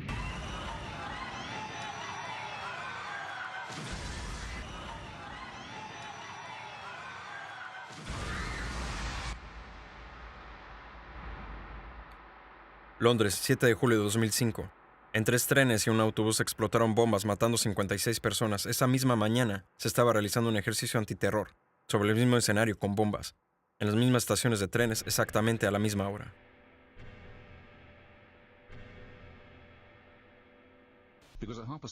Estábamos de hecho realizando un ejercicio para una compañía de unas 1000 personas en Londres, con bombas simultáneamente que explotarían precisamente en las estaciones de trenes que fueron afectadas esa mañana. Todavía siento que me da escalofríos pensarlo.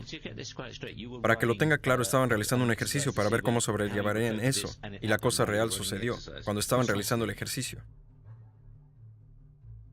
Sí, claro. El mismo escenario con bombas exactamente las mismas estaciones de trenes exactamente a la misma hora.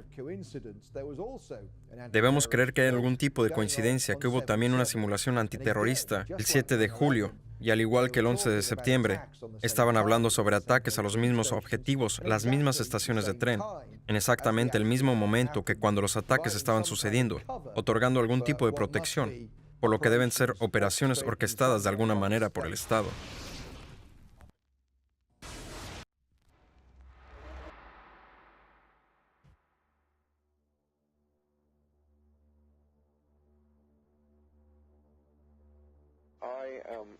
Me espanta la cantidad de gente en este país que no piensa. Debemos entender que un tipo árabe, ahí en las montañas, financió el ataque a este país. Desde el 11 de septiembre, el gasto militar subió 100 billones. Los derechos civiles han sido casi eliminados. 2 guerras preventivas asesinaron 800,000 personas. Y eso es solo el comienzo. ¿Piensan que unas personas en una cueva fueron capaces de detener NORAD? ¿Piensan que unas personas en una cueva fueron capaces de llevar a cabo todo esto? Cuando pienso en cuántos americanos han sido asesinados en Nueva York y creyendo como creo que esto fue orquestado, esta es una operación al pie de la letra que utilizaban los nazis una y otra vez. América ha sido engañada una vez más.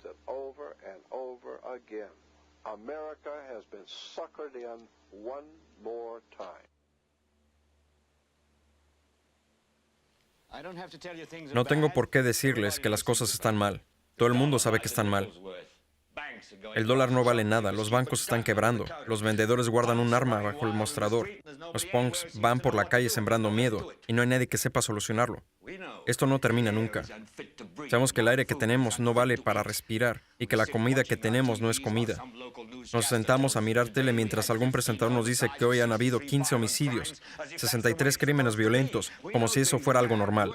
Sabemos que las cosas están mal, peor que mal. Es una locura. Es como si todo esto se estuviera enloqueciendo, así que apenas salimos a la calle, nos sentamos en la casa y el nuestro mundo se vuelve cada vez más pequeño, mientras que todo lo que decimos es por favor, al menos dejadme tranquilo en mi salón, con mi tostadora, mi tele, mi radio, así no me quejo. Solo quiero estar tranquilo. Yo no voy a dejarlos tranquilos. Quiero que os ofendáis. No quiero que protestes ni que te mandes cartas a los diputados porque no sabrán qué poner ahí.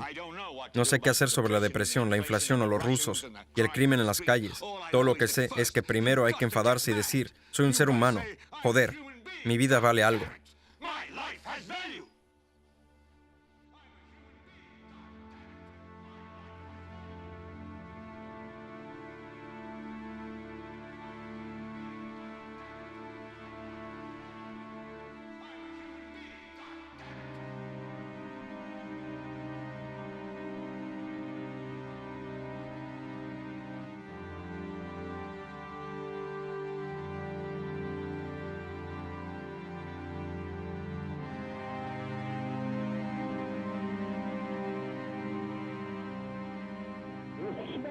Hay humo. La cosa está muy mal. 105. Torre 2. El humo es negro, árido. Mi esposa piensa que estoy bien. Llamé y dije que estaba saliendo del edificio. Estaba bien. Y entonces, boom. 3 de nosotros. 2 ventanas rotas. Oh, Dios.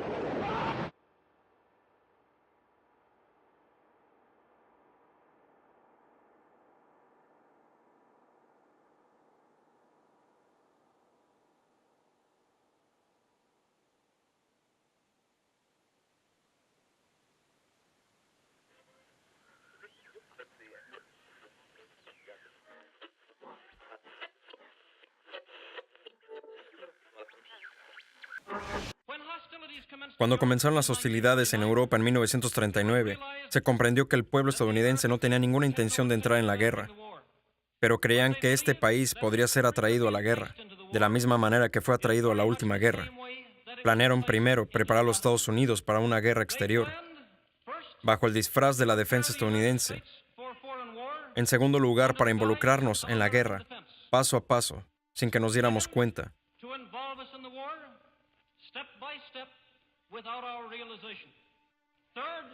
En tercer lugar, para crear una serie de incidencias, lo que nos obligaría a entrar en el conflicto real. Estos planes, por supuesto, iban a ser encubiertos y asistidos por todo el poder de su propaganda. Nuestros teatros pronto se llenaron de obras retratando la gloria de la guerra.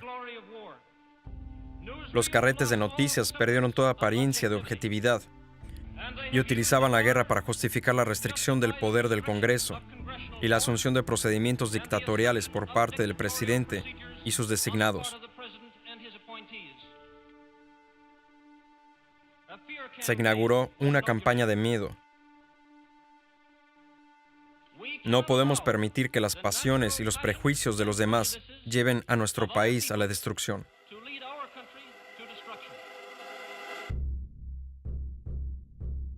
Parte 3. No le hagas caso a los hombres detrás de la cortina. Detrás del trono de cada gobierno ostensible se sienta un gobierno invisible sin lealtad y asumiendo ninguna responsabilidad por las personas. Theodore Roosevelt.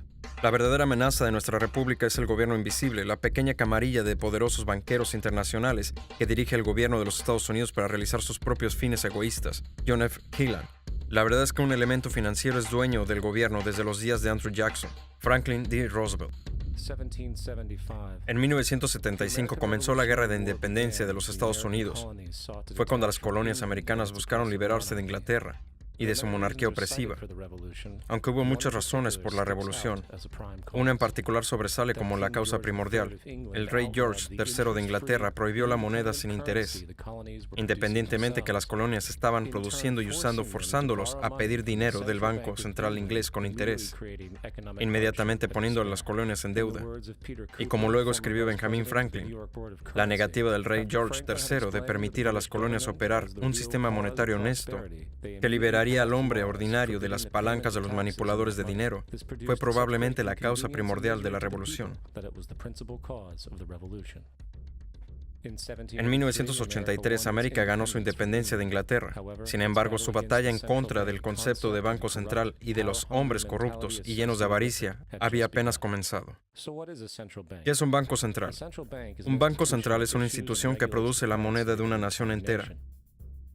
Basados en precedente histórico, existen dos poderes específicamente intrínsecos en la práctica del Banco Central: el control de las tasas de interés y el control del suministro de dinero, es decir, inflación. El Banco Central provee el dinero a la economía de un gobierno y se lo presta con interés. Entonces, aumentando o disminuyendo el suministro de dinero, el Banco Central regula el valor de la moneda emitida. Es crucial entender que la estructura entera de este sistema puede llevar a una sola cosa a largo plazo: deuda. No se necesita demasiado ingenio para entender esta estafa. Cada dólar producido por el Banco Central es prestado con interés. Esto significa que cada dólar producido es realmente un dólar más por cierto porcentaje de deuda. Y como el Banco Central tiene un monopolio sobre la producción de la moneda del país, prestando cada dólar con deuda inmediata asociada a él, ¿de dónde sale el dinero para pagar esta deuda? Solo puede venir nuevamente del Banco Central. lo que significa que el Banco Central tiene que incrementar constantemente su suministro de dinero para cubrir la deuda pendiente. Y puesto que ese nuevo dinero es también prestado con interés, genera más deuda. El resultado de este sistema sin fallas es esclavitud, ya que es imposible para el gobierno y por tanto para los ciudadanos salir de algún día de esta deuda autogenerada. Creo que las instituciones bancarias son más peligrosas que un ejército. Si el pueblo americano permite a los bancos privados controlar la moneda, los bancos y las corporaciones crecerán alrededor de ellos, privarán al pueblo de su propiedad, hasta que sus hijos despierten sin casa en el continente que sus padres conquistaron. Thomas Jefferson. Si quieren seguir siendo esclavos de los banqueros y pagar su propia esclavitud, déjenles continuar creando dinero y controlando el crédito de la nación. Sir Joseph Stamp.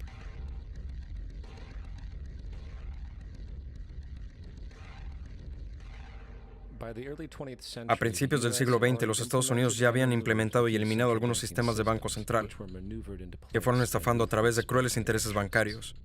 En ese momento, las familias dominantes en banco y negocios eran los Rockefeller, los Morgan, los Warburg, los Rothschild. Y a principios de 1900 buscaron instalar una vez más leyes para crear otro banco central.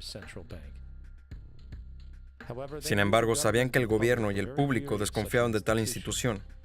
Así que necesitaron crear un incidente para afectar la opinión pública. Así, J.P. Morgan, considerado públicamente un conocedor financiero de la época, aprovechó su influencia masiva, publicando rumores que en un banco prominente de Nueva York era insolvente o había quebrado. Morgan sabía que esto causaría histeria masiva, que también afectaría a otros bancos, y así fue. El público, temiendo perder sus depósitos, comenzó masivamente a retirar su dinero. Consecuentemente, los bancos fueron forzados a reclamar sus préstamos, obligando a los endeudados a vender sus productos, y así comenzó una espiral de quiebras, reposesiones y desorden. Poniendo las piezas en orden, unos años más tarde, el miembro del Congreso, Charles Lindbergh, dijo que en 1907 los banqueros principales pusieron en marcha un proyecto de gran escala. Habían apostado y especulado en Wall Street hasta fabricarse miles y miles de acciones y bonos inflados.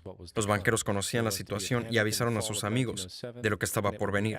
Entonces hubo un pánico en otoño de 1907 que se anunciaría como el resultado de nuestras malas leyes bancarias y monetarias.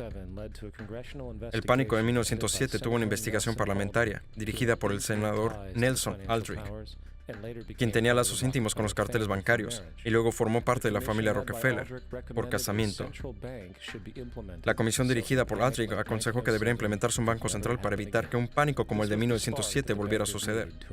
Esta fue la chispa que los banqueros internacionales necesitaban para iniciar su plan.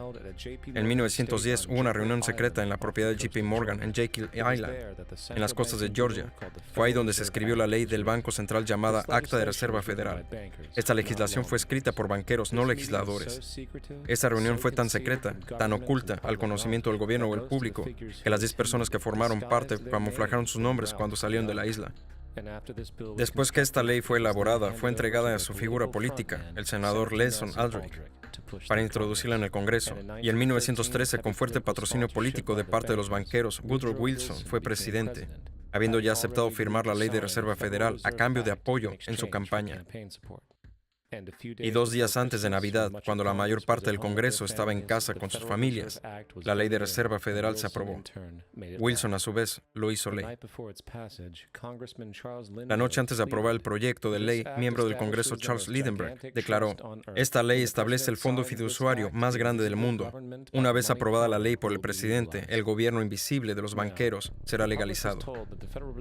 Al público se le dijo que el sistema de Reserva Federal era un estabilizador económico y que tanto la inflación como las crisis económicas eran cosa del pasado, como muestra la historia, nada más lejos de la verdad. El hecho es que los banqueros internacionales ahora tienen una máquina ajustada para perseguir sus propias ambiciones. Por ejemplo, de 1914 a 1919, la Reserva Federal o la Fed fue incrementando el suministro de dinero a casi un 100%, lo que se tradujo en grandes préstamos a los bancos pequeños. Así, en 1920, la Reserva retiró porcentajes masivos del suministro de dinero, forzando a los bancos menores a cancelar una enorme cantidad de préstamos. Y como en 1907 hubo corridas bancarias y quiebras y el subsiguiente colapso, más de 5.400 bancos competitivos fuera de la Fed colapsaron, consolidando todavía más el monopolio de un grupo pequeño de banqueros internacionales. Al tanto de este crimen, el congresista Lidenberg dijo en 1921, bajo la ley de la Fed, los pánicos son creados científicamente. El pánico actual es el primero creado científicamente y funcionó como calculamos en una ecuación matemática. Sin embargo, el pánico de 1920 fue solo un comienzo. En 1921 a 1929, la Fed otra vez incrementó su suministro de dinero, otra vez resultando en grandes préstamos al público y los bancos. Había otro nuevo tipo de préstamo llamado préstamo margen en el mercado bursátil. Muy simple, un préstamo margen le permitía al inversor pagar solo el 10% del precio de un título, con el otro 90% siendo prestado a través del corredor de bolsa. En otras palabras, una persona podía tener $1,000 en títulos solo pagando $100. Este método era muy popular en los 20s, cuando todo el mundo parecía estar haciendo dinero en la bolsa. Sin embargo, este préstamo tenía una trampa. Podía ser pedido en cualquier momento y debía ser pagado en 24 horas. Esto se llamaba un pedido marginal. Y el resultado típico de un pedido marginal es la venta del stock, comprando con el préstamo. Entonces, unos meses antes de octubre de 1929, J.D. Rockefeller y Bernard Barak y otros conocedores silenciosamente se retiraron de la bolsa y el 24 de octubre de 1929, los financieros de Nueva York, quienes entregaron los préstamos marginales, empezaron a pedirlos en masa. Esto provocó instantáneamente una venta masiva en el mercado, puesto que todos debían cubrir sus préstamos marginales. Esto disparó corridas masivas de bancos por la misma razón, a su vez colapsando 16,000 bancos, habilitando a los banqueros internacionales conspiradores a no solo comprar bancos rivales a descuento, sino también a comprar corporaciones completas por centavos de dólar. Fue el robo más grande de la historia americana. Pero eso no se detuvo ahí. En lugar de expandir el suministro de dinero para recuperar este colapso económico, la Fed en realidad lo redujo, alimentando una de las más grandes depresiones de la historia. Desilusionado, el congresista Louis McFadden, un viejo oponente del cártel bancario, comenzó a traer procedimientos de destitución contra la Junta de la Reserva Federal, declarando lo siguiente: Señor presidente, tenemos en este país una de las instituciones más corruptas que el mundo haya conocido. Me refiero a la Junta de la Reserva Federal y a sus bancos. Esta malvada institución ha empobrecido y arruinado al pueblo estadounidense, prácticamente llevando a nuestro gobierno a la bancarrota. Lo ha hecho por los defectos de la ley bajo la cual opera, por la mala administración de esa ley por parte de la Junta de la Reserva Federal y por las prácticas corruptas de los buitres adinerados que la controlan. Una vez reducido el pueblo a la miseria, los banqueros de la Fed decidieron que el patrón oro debería ser eliminado. Para conseguir esto necesitaban quedarse con el oro remanente en el sistema, así que bajo la pretensión de ayudar a ponerle fin a la depresión, se puso en marcha en 1933 la recuperación del oro. Bajo pena de cárcel de 10 años, todos los estadounidenses fueron exhortados a entregar todo el oro al Departamento de Tesoro, esencialmente robando a la gente de la poca riqueza que les quedaba. A fines de 1933, el patrón oro fue abolido. Si miras un billete de dólar antes de 1933, dice que es convertible en oro. Si miras un billete de dólar actual, dice que la moneda es de curso legal, lo que quiere decir que no tiene absolutamente ningún respaldo. Es papel sin valor. Lo único que le da valor al dinero hoy en día es la fe que está detrás de él y cuánta moneda hay en circulación. Por tanto, el poder regular del suministro de dinero es también poder regular su valor, que también es el poder de manipular y controlar economías enteras. Quien controla el volumen de dinero en un país es dueño absoluto de toda la industria y el comercio. James A. Garfield. Es importante entender una cosa. La Reserva Federal es una entidad privada y como tal tiene sus propias reglas y no es sujeta a casi ninguna regulación por parte del gobierno estadounidense. Es un banco privado que presta toda la moneda con interés al gobierno, completamente consistente con el modelo del Banco Central fraudulento del que América buscó escapar cuando declaró su independencia.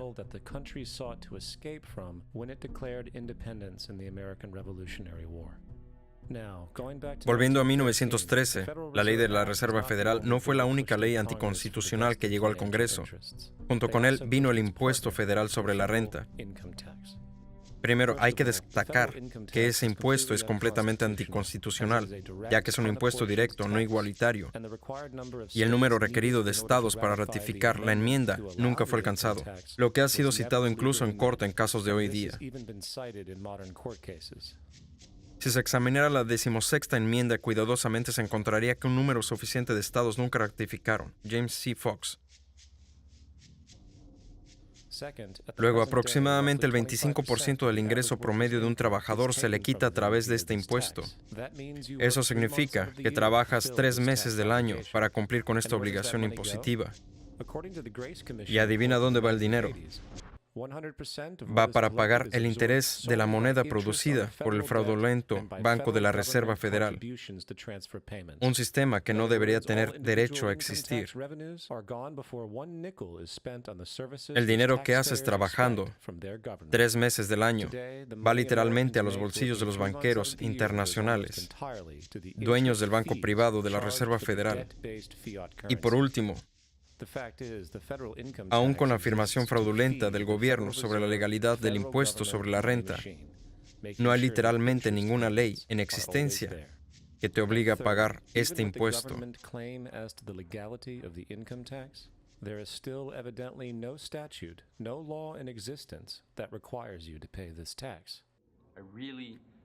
Realmente esperaba que por supuesto hubiera una ley que pudiera señalar en el Código de Leyes que requiera que presentes el retorno del impuesto.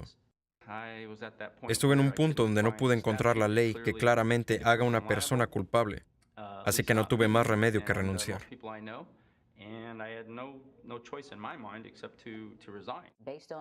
Basándome en la investigación que llevo haciendo desde el año 2000, no he encontrado esa ley. Le he preguntado al Congreso, a un montón de gente. Le he preguntado a ayudantes del comisionado del IRS y no pueden contestarme, porque si contestan, el pueblo americano va a saber que todo esto es un fraude. No he presentado mi declaración de renta desde que renuncié. No he hecho ninguna declaración sobre ingresos desde 1999. Pero el control de la economía y el robo perpetuo de riqueza es solo una cara de la moneda que los banqueros tienen en sus manos. La otra herramienta para incrementar ganancias y control es la guerra. Desde el origen de la Reserva Federal de 1913, un número de grandes y pequeñas guerras han comenzado.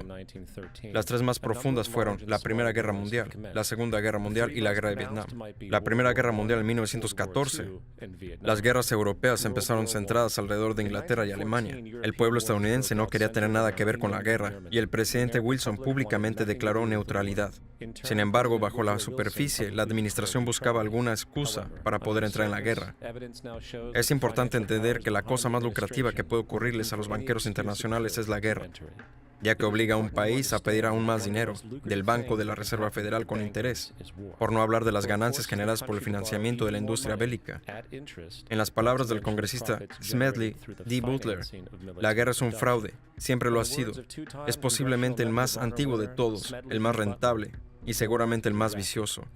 Es el único de alcance internacional y el único donde las ganancias se contabilizan en dólares y las pérdidas en vidas. El asesor de Wilson era el coronel Edward House, un hombre de lazos íntimos con los banqueros internacionales que querían entrar en la guerra. En una conversación documentada entre el coronel House y Sir Edward Grey, el secretario de Exteriores en Inglaterra, sobre cómo hacer que América entrara en la guerra, Gray preguntó, ¿qué harían los Estados Unidos si los alemanes hundieran un crucero con ciudadanos estadounidenses a bordo? A lo que House respondió, creo que una ola de indignación se expandería por todo el país y eso sería suficiente para llevarnos a la guerra. Así el 7 de mayo de 1915, bajo esencialmente sugerencia de Sir Edward Grey, un barco llamado el Lusitania fue enviado intencionalmente a aguas controladas por Alemania, donde se sabía había barcos militares alemanes. Y como es de esperarse, barcos alemanes bombardearon el crucero, haciendo explotar municiones almacenadas, matando a 1,200 personas. Para entender mejor la naturaleza intencional de esta conspiración, la embajada alemana de hecho, colocó avisos en el New York Times, advirtiendo a la gente que si abordaban el Lusitania, lo hicieran bajo su propio riesgo, ya que el barco estaría atravesando la zona de guerra, siendo por tanto propenso a ser destruido. Como fue anticipado, el hundimiento de Lusitania causó una ola de ira en la población estadounidense, y América se unió a la guerra poco después. Smedley D. Butler resume la realidad monetaria de la Primera Guerra Mundial de la siguiente manera. Mirando hacia atrás, Woodrow Wilson fue reelegido presidente en 1916 en una plataforma de mantenernos fuera de la guerra. Sin embargo, 5 meses después pidió al Congreso que declarara la guerra a Alemania. En ese intervalo de 5 meses, a la gente no se le había preguntado si había cambiado de opinión, ni se les preguntó a los 4 millones de jóvenes que se pusieron uniformes y marcharon a pie o navegaron en barcos si querían salir a sufrir y morir. Entonces, ¿qué pasó con nuestro gobierno que cambiara de opinión tan bruscamente? Dinero. La comisión aliada llegó poco antes de la declaración de guerra y llamó al presidente. El presidente convocó un grupo de asesores. El jefe de la comisión habló, despojado de su lenguaje diplomático. Esto es lo que le dijo al presidente y a su grupo. No vale la pena seguir engañándonos. La causa de los aliados está perdida. Ahora les debemos a los banqueros, fabricantes, especuladores y exportadores estadounidenses 5 o 6 mil millones de dólares. Si perdemos y sin ayuda de Estados Unidos, perderemos. Inglaterra, Francia e Italia no podrán devolver este dinero y Alemania no lo hará. Los estadísticos, economistas e investigadores han estimado que la guerra generó 16 mil millones en ganancias. Así se hicieron los 21 mil multimillonarios y millonarios. Estos 16 mil millones de ganancias no deben de ser despreciados. Es mucho dinero que acabó repartido entre unos pocos. Segunda Guerra Mundial. El 7 de diciembre de 1941, Japón atacó la flota americana en Pearl Harbor, provocando nuestra entrada en la guerra. El presidente Franklin D. Roosevelt declaró que el ataque fue un día que viviría en la infamia. Un día en la infamia, seguramente, pero no por el supuesto ataque sorpresa sobre Pearl Harbor. Luego de 60 años de información saliendo a la superficie, es claro que no solo el ataque sobre Pearl Harbor era conocido semanas antes, fue deseado y provocado. Roosevelt, en cuya familia había sido banqueros desde el siglo XVIII, cuyo tío Frederick estuvo en la Junta de la Reserva Federal original, estaba muy a favor de los intereses de los banqueros internacionales, y el interés era entrar en la guerra. Y como hemos visto, nada es más beneficioso para los banqueros internacionales que la guerra. En la entrada en el diario del secretario de Guerra Roosevelt, Henry Stedman, fecha de 25 de noviembre de 1941, él documentó una conversación que tuvo con Roosevelt. La cuestión era cómo maniobraríamos para que hagan el primer disparo. Era deseable asegurarse que los japoneses fueran los que hicieran esto, para que no hubiera dudas de quiénes eran los agresores. En los meses que precedieron al ataque de Pearl Harbor, Roosevelt hizo todo lo posible para enfadar a los japoneses, mostrando una postura de agresión. Él detuvo todas las importaciones japonesas de petróleo americano, congeló todos los bienes japoneses en los Estados Unidos, hizo públicos préstamos a la China nacionalista y entregó ayuda militar a los británicos, ambos enemigos de Japón en la guerra, que dicho sea de paso va en contra de las reglas de guerra internacionales. Y el 4 de diciembre, 3 días antes del ataque, la inteligencia australiana advirtió a Roosevelt sobre una fuerza de ataque japonés moviéndose hacia Pearl Harbor. Roosevelt la ignoró. Entonces, como fue deseado y permitido, el 7 de diciembre, Japón atacó Pearl Harbor matando 2.400 soldados. Antes de Pearl Harbor, el 83% del público americano no quería tener nada que ver con la guerra. Después de Pearl Harbor, 1 millón de hombres se ofrecieron como voluntarios para la guerra. Cabe destacar que el efecto de la guerra de la Alemania nazi era ampliamente apoyado por dos organizaciones, una de las cuales era llamada E.J. Farben. Esta produjo el 84% de los explosivos alemanes y aún Zyklon B, usando en los campos de concentración para matar a millones. Uno de los socios no conocidos de I.G. Farben fue Standard Oil Company de G. Day Rockefeller en América. De hecho, la Fuerza Aérea Alemana no podía operar sin un aditivo especial creado por Standard Oil de Rockefeller. El drástico bombardeo alemán a Londres, por ejemplo, fue posible gracias a una venta de $20 millones de combustible de E.J. Farben, de Standard Oil Company de Rockefeller. Este es solo un pequeño ejemplo de cómo empresas americanas solventaron ambos lados de la Segunda Guerra Mundial. Una de las otras organizaciones traidoras que vale la pena nombrar es la Union Banking Corp de New York. No solo financió numerosos aspectos del ascenso al poder de Hitler, junto con materiales reales durante la guerra, era también un banco para lavar dinero nazi. Esto fue eventualmente descubierto por tener millones de dólares de dinero nazi en sus bóvedas. La Union Banking Corporation de New York fue eventualmente requisada por violación de la ley de negocios con el enemigo. Adivina quién fue el director y vicepresidente de la Union Bank en aquel entonces: Prescott Bush, el abuelo de nuestro presidente actual, y por supuesto el padre de nuestro presidente anterior. Tengamos esto bien presente al considerar las disposiciones morales y políticas de la familia Bush. Vietnam. La declaración de guerra de los Estados Unidos a Vietnam del Norte en 1964 tuvo lugar después de un supuesto incidente involucrando barcos destructores americanos siendo atacados por barcos PT de Vietnam del Norte en el Golfo de Tonkin.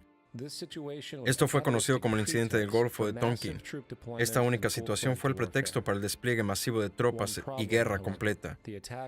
Sin embargo, hay un problema. El ataque sobre los destructores americanos por los barcos vietnamitas nunca sucedió. El anterior secretario de Defensa, Robert McNamara, dijo años después que el incidente del Golfo de Tonkin fue un error, mientras que muchos otros conocedores y oficiales han hecho público que fue una farsa preparada, una completa mentira.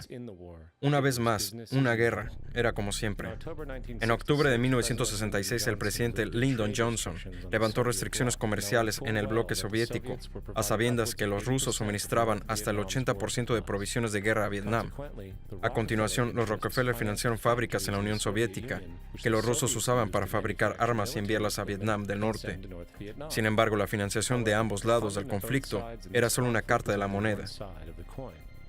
En 1985, las reglas de combate de Vietnam fueron públicas, detallando qué podían y qué no podían hacer las tropas militares en la guerra.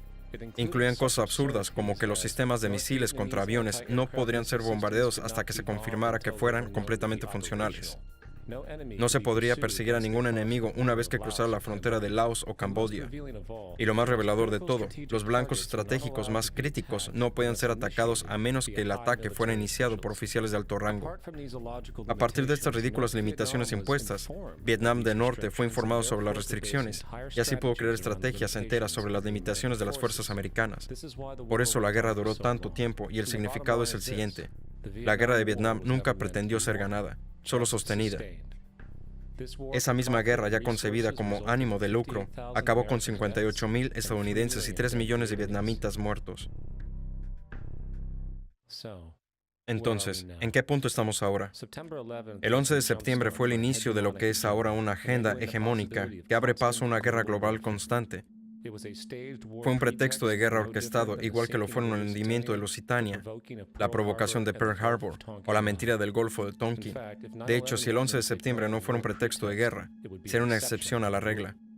Hasta la fecha ha sido utilizado para lanzar 2 guerras ilegales no provocadas, una contra Irak y otra contra Afganistán. Sin embargo, el 11 de septiembre fue también el pretexto para otra guerra más, la guerra contra ti. La ley patriótica o la ley de seguridad nacional, entre otras legislaciones, son todas completa e enteramente diseñadas para robarte de tus libertades civiles y limitar tu capacidad de luchar contra lo que está por venir. Y así es como tu casa puede ser fiscada, sin orden judicial o siquiera estar tú en ella. También pueden arrestarte sin decirte cuáles son los cargos, detención indefinida, sin acceso a un abogado, siendo sujeto a torturas legales. Todo bajo la sospecha de que pueda ser un terrorista. Es fácil ver cómo tiene la costumbre de repetirse. En febrero de 1933, Hitler dirigió un ataque de falsa bandera poniendo fuego al edificio de su propio parlamento alemán, en Reichstag, y culpando de esto a los comunistas. Algunas semanas después aprobó la ley habilitante, que erradicaba por completo la Constitución alemana, destruyendo así la libertad de las personas. Después Hitler condujo una serie de guerras preventivas, todas justificadas frente al pueblo alemán como necesarias para mantener la seguridad de la nación. Un mal existente amenaza a cada hombre, mujer y niño en esta nación. Debemos tomar medidas para asegurar nuestra seguridad doméstica y proteger nuestra nación. George W. Bush. George Bush, Adolf Hitler, anunciando la creación de la Gestapo a la población.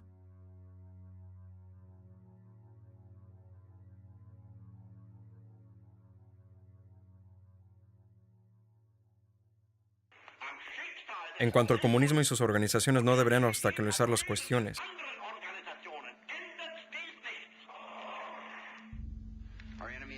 Nuestro enemigo es una red extrema de terroristas y cada gobierno que los apoya. Es hora de despertar. Las personas en el poder hacen de todo para asegurarse de que estés continuamente desviado y manipulado. La percepción de la realidad de la mayoría, especialmente en el terreno político, no les es propia. Les es sagazmente impuesta, sin que ellos se den cuenta siquiera. Por ejemplo, gran parte de la población cree que la invasión a Irak no trae fruto, porque la violencia sectaria no acaba. Lo que la gente no ve es que la desestabilización de Irak es exactamente lo que quieren quienes están detrás del gobierno. Esta guerra pretende ser sostenida para que la región pueda ser dividida, se pueda mantener el dominio del petróleo, se recojan beneficios para defensa de los contratistas y, lo más importante, se establezcan bases militares permanentes para usarse como puntos de lanzamiento contra otros países petroleros no dispuestos a ceder, uno de ellos siendo Irán.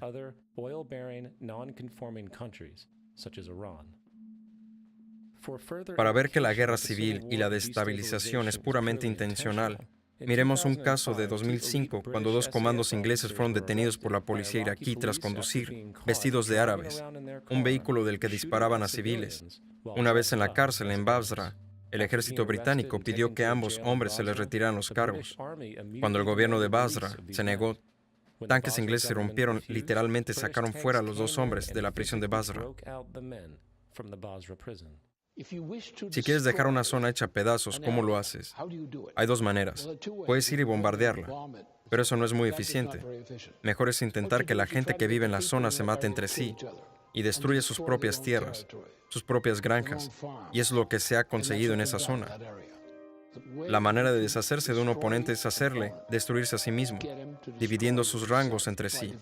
Así alimentas a ambos lados que acaban eliminándose entre ellos. Y ya es hora que alguno de nosotros nos demos cuenta de ello. Empezamos a comprender que la gente que trata de mantener y crear imperios lo hace manipulando a la gente que ellos mismos quieren conquistar en primer lugar.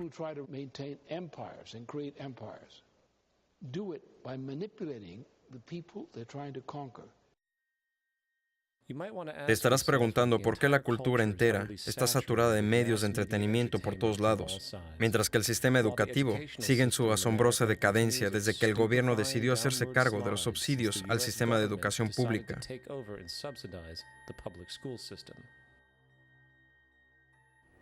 Lo que tu gobierno siembra, lo cosecha. Cuando entendamos eso, entonces miraremos a las instituciones educativas y veremos el tipo de estudiante y de educación que producen estas escuelas financiadas por el gobierno. El sentido común indica que si lo que generan esas escuelas no está de acuerdo con lo que el Estado y el gobierno federal realmente quisieran, entonces debería haber cambiado. La idea es que el gobierno está consiguiendo justo lo que quiere conseguir. Ellos no quieren que tus hijos tengan una buena educación. No quieren que pienses demasiado.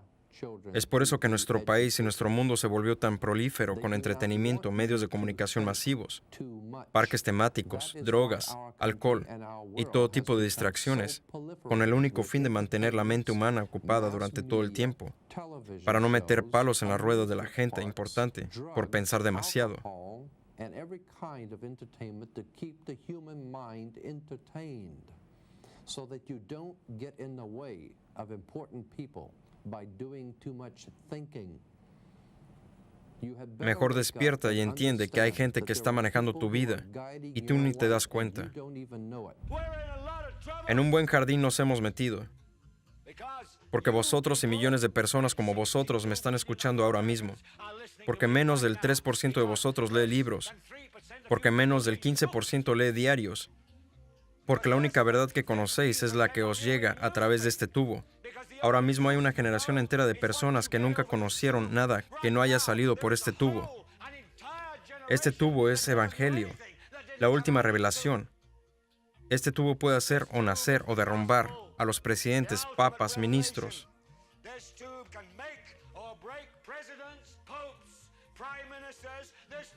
Este tubo es la fuerza más fantástica en este mundo sin Dios. Y hay ojos si un día caiga en manos de un gente mala. Y una vez la empresa más grande del mundo controle las fantásticas fuerzas propagandistas en este mundo sin Dios, quién sabe qué mierda vendrá como si fuese verdad. Así que escuchadme bien, la televisión es todo mentira. Es solo un maldito parque de atracciones, un circo, un carnaval, una tropa de acróbatas ambulantes, contadores de cuentos de hadas, bailarines, cantantes, malabaristas, bichos raros, domadores de leones y jugadores de fútbol. En fin, el negocio de matar el aburrimiento. Pero vosotros os sentáis ahí día tras día, noche tras noche, gente de todas las edades, colores y creencias. Somos todo lo que vosotros conocéis. Estáis empezando a creer las ilusiones que nosotros vendemos. Estáis empezando a pensar que el tubo es la realidad y que vuestras vidas no son de verdad. Acabáis haciendo lo que el tubo os dice. Os vestís como en el tubo. Coméis lo que sale en el tubo. Educáis a vuestros hijos como lo hacen en el tubo. Y hasta pensáis como en el tubo. Esto es locura masiva. Estáis todos locos. Pero por Dios, vosotros sois de verdad. Nosotros somos la ilusión. Lo único que quieren los hombres detrás de la cortina es una población consciente e informada, con un sentido de crítica. Por eso que no para de llegarnos un falso zeitgeist, por vía de la religión, los medios y el sistema escolar. Buscan mantenerte en una burbuja de distracciones e inocencia, y están haciendo un muy buen trabajo, admitámoslo. Este es Aaron Russo, cineasta y expolítico. A su izquierda está Nicholas Rockefeller, del Consejo de Relaciones Exteriores. Tras mantener una estrecha amistad, Aaron finalmente puso fin a la relación horrorizado por lo que había aprendido. Un día me llama una abogada que conozco y me dice, ¿te gustaría conocer uno de los Rockefeller? Dije, claro que me encantaría. Nos hicimos amigos y comenzó a revelarme un montón de cosas. Entonces una noche me dijo, va a haber un evento, Aaron, y a partir de ese evento Vamos a ir a Afganistán. Así podremos poner tuberías desde el mar Caspio. Vamos a ir a Irak para llevarnos el petróleo y establecer una base en el Medio Oriente. Y vamos a ir a Venezuela y sacar a Chávez. Las dos primeras las lograron con Chávez, no funcionó. Me dijo también, verás a tipos yendo a cuevas buscando a personas que nunca van a encontrar. Él se reía del hecho que tenemos esta guerra contra el terrorismo y no hay un enemigo real. Estaba hablando de cómo teniendo esta guerra nunca la puedes ganar, porque es una guerra eterna. Así siempre puedes seguir quitándole libertades a la gente. Y le dije, ¿cómo van a hacer para convencer a la gente de que esta guerra es de verdad? Y él me dijo, por los medios. Los medios pueden convencer a todos de que esto es verdad. Vas hablando de cosas, las repites una y otra vez, y un día la gente acaba creyéndoselo. O sea, la creación de la Reserva Federal en 1913 fue una mentira. El 11 de septiembre es otra mentira. Gracias al 11 de septiembre estás librando una guerra contra el terrorismo. Y ahora vas a Irak. Tienes miras puestas en Irán. Una cosa lleva a la otra, y así sin fin. Y yo le decía, ¿para qué haces todo esto? Tienes todo el dinero del mundo, todo el poder que quieras. La gente sufre por tu culpa, no es bueno. Y él decía, ¿por qué te preocupa la gente? Cuídate a ti mismo y a tu familia. Y luego le dije, ¿pero cuál es el objetivo definitivo aquí? Él dijo, colocarle a todo el mundo un chip REFIT, es decir, un sistema de identificación por radiofrecuencia, y que el dinero esté almacenado ahí, junto con todo lo demás. Y si alguien quiere protestar o tiene alguna queja con lo que hacemos, le apagamos el chip y ya está.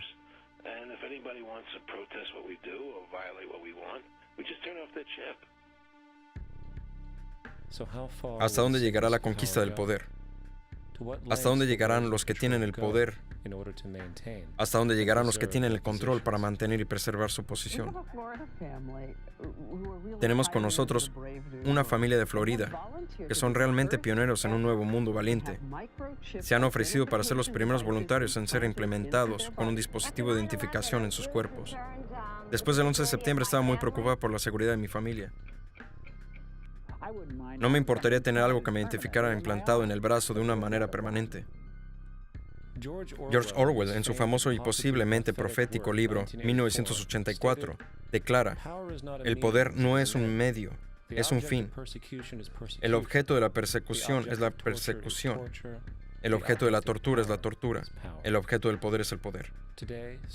Hoy en día los síntomas de una sociedad de vigilancia siguen creciendo a medida que los temores irracionales a los enemigos invisibles, junto con la creciente inestabilidad económica, se extienden por todo el mundo. Es bajo este disfraz de seguridad que podemos presagiar un mundo donde todos somos rastreados, rodeados de cámaras subordinados. El aspecto más increíble de todo esto, tal totalitarismo probablemente no se impondrá a la gente, sino que la gente lo exigirá, porque la manipulación social de la sociedad, a través de la generación de miedo y división, ha inhibido completamente la cultura. La religión, el patriotismo, la raza, la riqueza, la clase social y cualquier otra forma de identificación arbitraria, separatista, así concebida, ha servido para crear una población controlada, fácilmente maleable en las manos de unos pocos. Dividir y conquistar es el lema, y mientras la gente sigue viéndose como separados de los demás, se prestan a ser esclavizados. Los hombres detrás de la cortina saben esto, y también saben que si la gente se da cuenta de su verdadera relación con la naturaleza y su poder personal, el zeitgeist artificial con el que nos alimentan caerá como un castillo en naipes.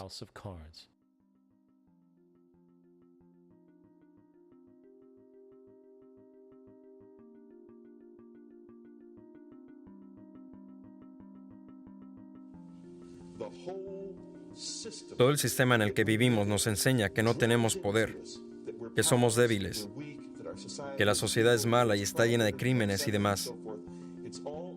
Pero es todo una mentira. Somos poderosos, hermosos, extraordinarios. No hay razón por la que no podamos entender quiénes somos realmente, hacia dónde vamos. No hay una razón por la que una persona no pueda vivir conforme a su potencial verdadero. Somos seres increíblemente poderosos. Creo que pasé los primeros 30 años de mi vida intentando de convertirme en algo. Quería ser bueno haciendo cosas. Quería jugar bien el tenis, ser buen alumno, sacar buenas notas, y todo lo que desde esa perspectiva no estaba bien tal y como era, pero me volvía bueno haciendo cosas. Un día me di cuenta que no tenía bien claro este juego, porque el juego era descubrir lo que era yo.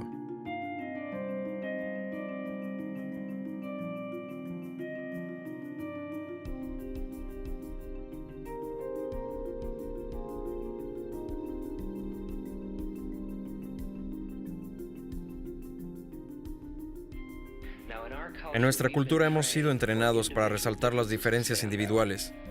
Así es que miras a cada persona y lo que nos impacta inmediatamente es ella o él siendo más inteligente, más tonta, más vieja, más joven, más rica, más pobre. Y hacemos estas distinciones dimensionales y las ponemos en categorías y así las tratamos. Por tanto, vemos a los demás como separados de nosotros mismos, como seres diferentes. Pero una de las mejores cosas que tiene la vida es estar con otra persona y de repente ver cómo se parece a ti, no cómo se diferencia, y experimentar que lo que te hace, lo que eres, también me hace a mí, lo que soy. El entender de que no hay otro, es todo uno. Yo nací siendo Richard Albert, nací siendo un ser humano. Y todo esto de quién soy, si soy bueno o malo, si llego a ser alguien o no, todo eso se aprende en el camino. Cuando el poder del amor gane al amor del poder, el mundo conocerá la paz. Sri Chinmoy Ghosh.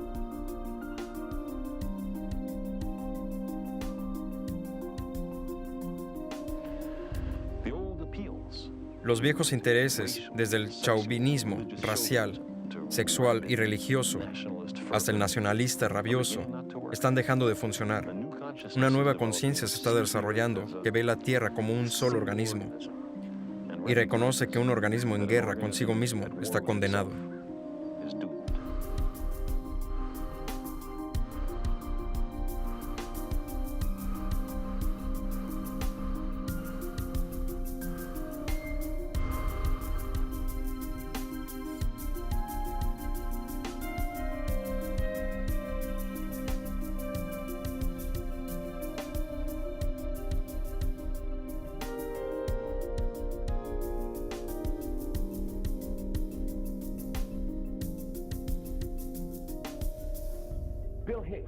Bill Hicks solía terminar sus monólogos con esta frase: la vida es como un viaje en la montaña rusa. Te subes, piensas que es real, porque así de poderosas son nuestras mentes. El coche sube y baja y das vueltas, te emociona, te da sustos y hasta brilla. Y es muy ruidoso y muy divertido por un rato. Otros que llevan ahí mucho tiempo empiezan a preguntarse, ¿esto es de verdad o es solo un viaje? Mientras que otros vuelven a subirse y nos dicen, oye, no te preocupes y no tengas miedo, porque esto es solo un viaje. Y a las personas que nos lo dicen las matamos. Habrá que callarlo, que tengo mucho invertido en este viaje. Haced que se calle. Mira mi ceño fruncido, mi gran cuenta bancaria. Y mi familia tiene que ser real. Pero no, es solo un viaje. Y nosotros matamos a estos tipos buenos que tratan de decírnoslos. ¿Os habéis fijado? Les matamos mientras que los malos se salen con la suya. Pero no importa, porque es solo un viaje y podemos bajarnos cuando queramos. Basta con tomar una decisión, sin esfuerzo, sin trabajo, sin ahorros. Solo una decisión ahora mismo entre miedo y amor.